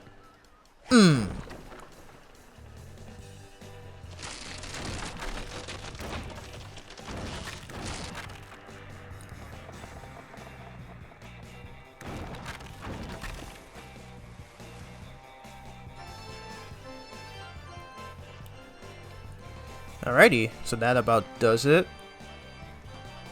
Oh wow, I remember this from the movie game as well. It's even the same track too, that's pretty interesting. Yeah. Alrighty, I just realized this video is kind of getting long. I mean, I am recording a second session of this and it might be like, I think it might be 2 hours at this point, so. I can still do another stage, but we will see if I still have the time. Anyway, have a nice swim. Okay, so we're gonna throw this watermelon, and we're gonna play a game of Whack the Tiki. Okay, I do not remember this song playing, but I love it already. Very nice, and we get ourselves a free sock.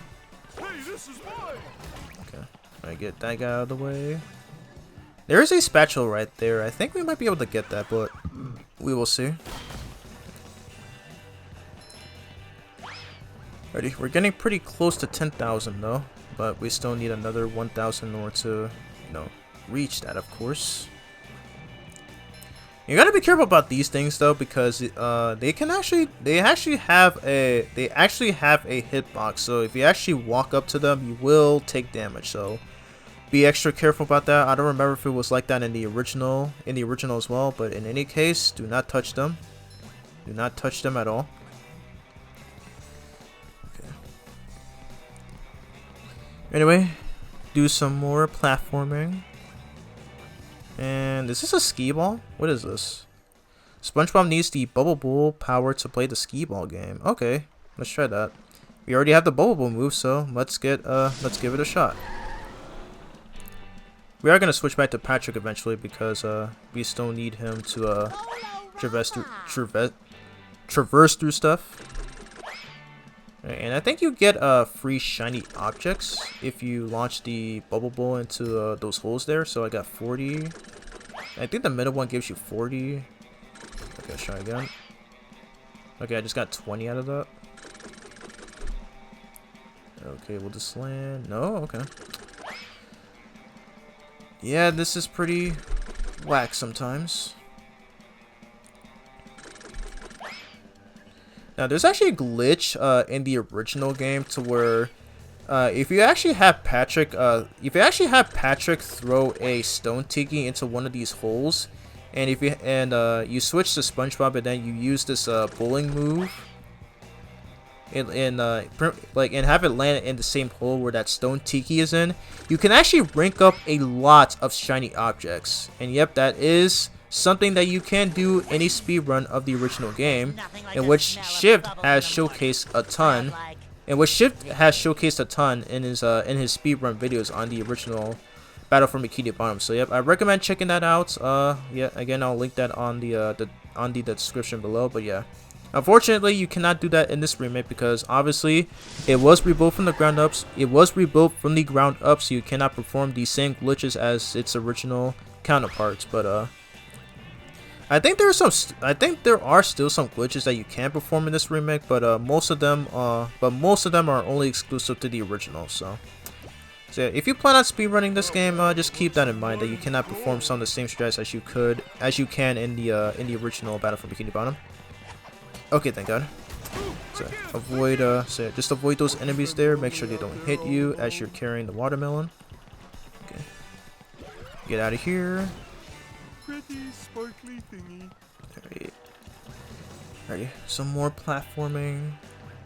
Yeah, I think this video is getting pretty long, so I think I might definitely end off after this, unless there's something else that's worthy of showing.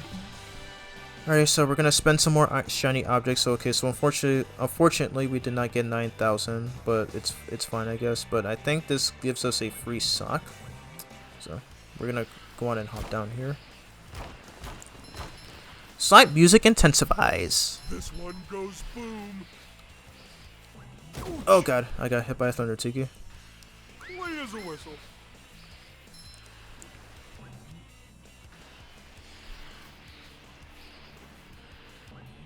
There we go. And by grabbing that purple shiny object, you get a I think that's a 100 plus multiplier for how many shiny objects you earn from that one. So it's pretty so yeah, it's pretty useful. Alrighty. So let's hop up right here, and yep, this is what Mr. Krabs wants us to do. So we have to get rid of all these robots that are on this area with the bumper cars. Oh, 2 for the price of 1. Hex yeah. Okay. Yep, I think that's pretty much it. But before we move on here, we're gonna get this extra spatula. That's located all the way over there. Alright, so freeze the goo once again. There we go. Okay. So far, my audio hasn't been cut off yet, so thank goodness, because yeah, this is something that has happened when I recorded 03, but shockingly enough, this did not happen for Dragon Ball FighterZ, and so far, not for this game. I mean, there was that one issue to where my capture card literally blacked out, but aside from that, no issues whatsoever. Alrighty. Spatula number 27. Yes. Alright, freeze the goo again so that we can go back to where we just entered from. One thing I did like about the original Battle for Bikini Bottom, as well as the movie game, is that I do like how they use the fonts from the series, but for some reason they decided to change that in this game.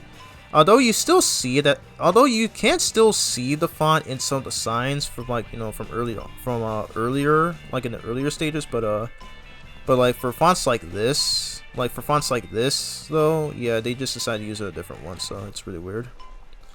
Alright, so we have to use this teeter-totter, but first though, we gotta go back and talk to Mr. Krabs and tell him that we successfully defeated all the robots on the bumper carts, so that we can get another spatula from him. Here is your reward. All right. Oh boy, indeed. Do you have anything to say? Try not to destroy any more of the pier, will you? No. As you wish, but I'm pretty sure the pier is already fine, so there's nothing you need to worry about. Alrighty, so let's hop back into the boss. Did I just say boss? I meant box! Oh my god, what is wrong with my, Jeez, I have a lot of, tongue-twisting problems. Ready? Let's head back to the other side of Goo Lagoon.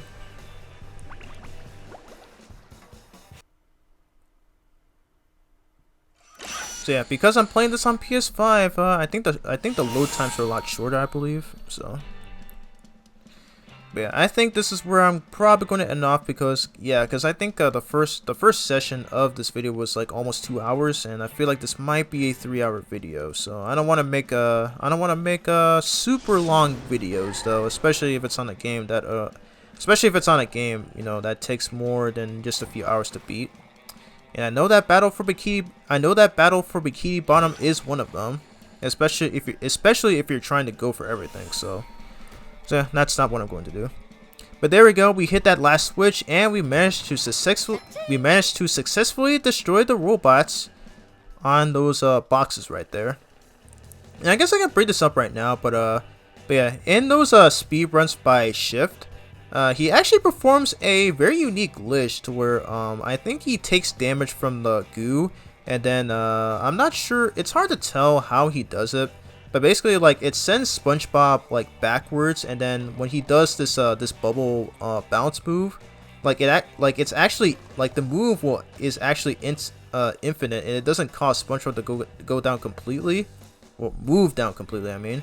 But yeah, it actually sends him all the way over to that section, and then you can actually kill that robot right then and there. So unfortunately, that's also something that you cannot do in this remake, but it's still really fun glitch regardless. Congratulations, SpongeBob! You're king of the beach! Here, have a golden spatula! Thanks, Larry. We got ourselves another free golden spatula. Very nice. Thanks for your help, SpongeBob. No problem, Larry. Alrighty, so we are pretty much done with this level. Okay, there's a spatula that we didn't get, but we're not gonna go for that. Alrighty, so I think this is where I might end off right here. But we're just gonna get a couple of free spatulas from Mr. Krabs and Patrick right here. Unfortunately, I don't think we'll have enough to do these. I don't think we'll have enough to do the second major boss fight, but yeah, it's definitely for the better. Wow, SpongeBob. Yeah, and I'm skipping that because, you know, they pretty much just say the same dialogue over and over again, so not really worth listening to. And yeah, so we did have 10. So now we are going to go to Mr. Krabs. Yeah, okay, yeah, so you need 40 in order to access that last portion of this hub world, but unfortunately we're only 10 short, so we can't do that. So unfortunately, I'm not going to be able to showcase that in this video, so let's get some shinies from Okay, well, let's get some spatulas from Mr. Krabs here. So, do you want to trade shiny objects for a golden spatula? That's quality craftsmanship, that is. Come again. Alright. And then if you actually skip his his first dialogue, okay, we'll skip all of his dialogue, this happens. So that's I always love hearing that so much in Shift speedruns of the original Battle for Bikini Bottom, because like he skips the entire dialogue to where it kind of sounds like Mr. Krabs is saying, so that's like he literally gets cut off right there. He literally gets cut off right there. It's so funny every time. I don't know why. But again, I'm linking that in the description below so that you can see what I mean. But oh my god. Oh yeah, and he's even done a guide on how to speedrun the original game. But I don't think he has done one for Rehydrated though.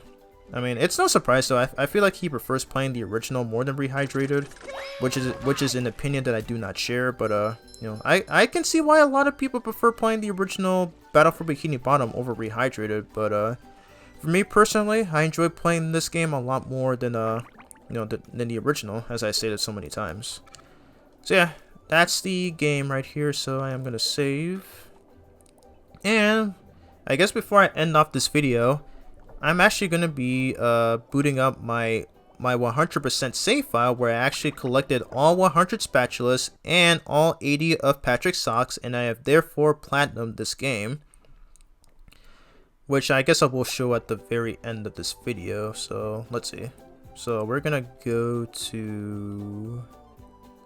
Actually, if I just go to the PS5 menu. Okay, so we're going to come right here, and yep, I have platinumed this game, and I think this was my 9th platinum this was the 9th PlayStation game that I platinum, and yep. So not only, you know, SpongeBob Battle for Bikini Bottom is a fantastic game, and yes, I definitely recommend this game. And yep, it is an easy platinum. Like pretty much, yeah, it's pretty much very easy to. Yeah, this is like one of the easiest games to platinum, because like the original game was already very easy to be 100%. As yes, there are 100% speed runs of the original BFBB done by Shift, like many of which that can be done in like under 2 hours. Okay, mainly just in 1 hour. But yeah, so yeah, I mean that pretty much proves that you know, you can pretty much do the same for Rehydrated, and therefore you can pretty much get your free platinum. So yeah, like going for all the trophies for this game was really fun to do. So yep, it's always awesome. But yeah, anyway, let's go back to the original. So let's go back to the game.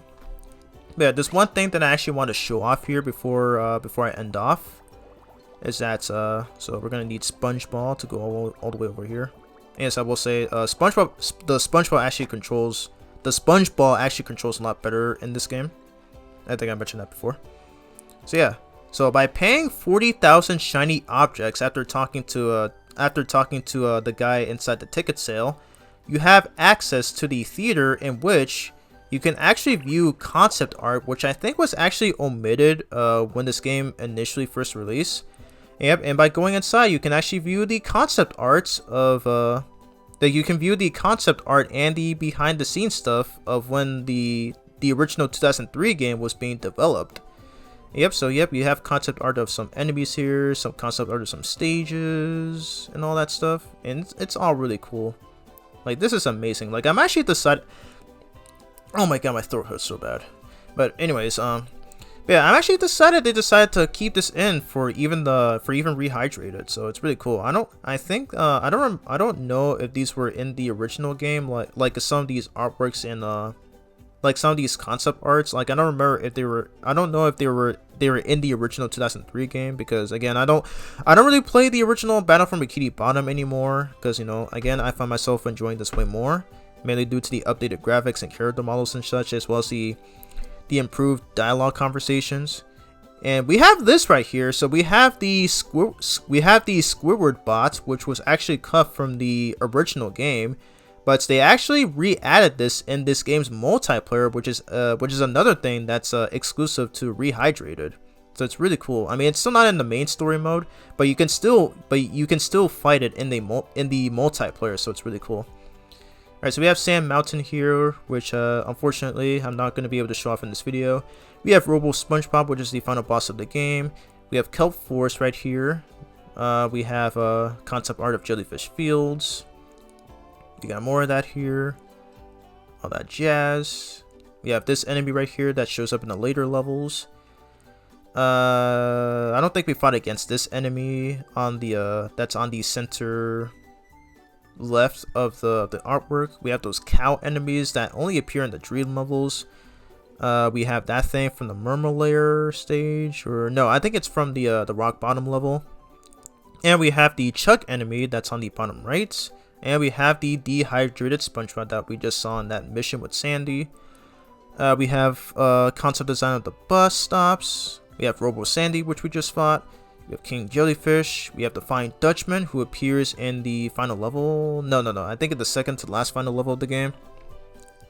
We have this guy. I think his name is Prawn, I believe. And as far as I'm aware, this guy has not made an appearance in the TV series. He actually returns in Cosmic Shake, actually. So it's pretty interesting. It's really interesting that Purple Lamp remembered he existed. We have the Patrick bots, which is actually the second major boss of this game, but unfortunately we did not have enough spatulas to face him. Who appears in the appears in the industrial park. We have these, which are in the Kelp Forest level, and yep, that's pretty much all of the concept art for this game. So yeah, it's really cool. But yeah, I think that pretty much does it for this game. So yeah, so yep. That was SpongeBob Battle for Bikini Bottom, one of my all-time favorite games ever made. I really enjoy playing this one from time to time, and again, this is a game that you know, a lot of people really like and consider this to be the best SpongeBob game ever made. And now that I've been playing this game, I've been playing this since like 2020, I think like sometime after the game released. Like, especially like playing this remake, and as someone who never got to experience the original as a child, yeah, I am in a position to agree that, yep, this is definitely the best SpongeBob game ever made, and I don't really think there's any other game that can surpass this. I know there's other classic games that people always talk about, like Creature from the Krusty Krab,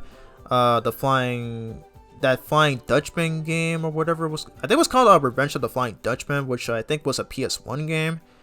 I do remember playing Creature from the Krusty Krab, I think at my cousin's house. I think it was like the GameCube version, I believe, or PS2. I don't know for sure. And I can't really think of any other SpongeBob game. I guess some people consider Cosmic Shake to be right on par with this game, but at least not by much. But you know, the cool thing about this game is that, you know, you can play as Patrick, you can play as Sandy, and you know, they're all really fun. There are some bad SpongeBob games like Plankton's Robotic Revenge. I remember doing a video on that with my nephew, and he seems to like it. I'm not sure if he still plays it. I don't even know if he still uses his Wii U, but yeah, I mean, yeah, that game had a lot of problems, and yeah, it just didn't really make any sense. And then there was also this Hero Pants game, which was based on the second SpongeBob movie that was titled Sponge Out of Water. I've never played it myself, but I have heard a lot of bad things about it, so it's not really worth recommending. But yeah, so yeah, that's pretty much all my opinions on you know, SpongeBob as a video game franchise. You know, the only SpongeBob games that I have played as a child was the movie game and Lights Camera Pants for PS2. The movie game I still enjoyed despite many of its issues, but I'll definitely come back to it from time to time, you know, despite, you know, the stupid Goofy Goober, like those stupid Goofy Goober tokens that are required to progress, which will result in having to replay through certain missions, mainly the frustrating ones. But all in all, I still really like that game for what it's worth. And I'm kind of thinking about buying a PS2 copy of Lights Camera Pants, because I kind of want to relive through my nostalgia, because that's a game that I loved playing with my friends and cousins back in the day. And man, the 2000s era was such a best time for me, you know, like as a young child, getting to experience the best cartoons back when channels like Nickelodeon and Cartoon Network were at their peak and stuff. So yeah, so anyways, I talked too much. So anyway, guys, so that's gonna be it for this video of SpongeBob Battle for Bikini Bottom. And yeah, as I said, I really love this game, and if you've never played SpongeBob Battle for Bikini Bottom before, I highly recommend playing this remake, and don't ever bother with the original, you know, unless you're a stickler for you know, for original versions of these these games, and even want to see how they were originally designed. But in my case, I just stick to playing something that was rebuilt from the ground up, and that's something that I also did for the Crash Bandicoot games and for the Pac-Man World 1 remake. So yeah, so anyways, next video on my channel will be my review of IDW Sonic issue 6, and yes, as of at the time of this video, I am currently writing the script for it, and hopefully when that script is completed, I can start recording the voiceovers for that video, and hopefully get it out maybe sometime in September, because at least as of now though, because I start my university for college in a few weeks, you know, at least by the time I get up this video. But yeah, so anyway, that's it for this video. I'm not sure what the next game is going to be from a one-shot series of videos, but anyways, if you want to you know, be up to date, or if anyone wants to have a chat or whatever, just follow my Instagram and Twitter and stuff. And yeah, that's pretty much it for this video. So thank you all for watching, and I'll see you guys for the next video. So peace out, and take care, and stay safe.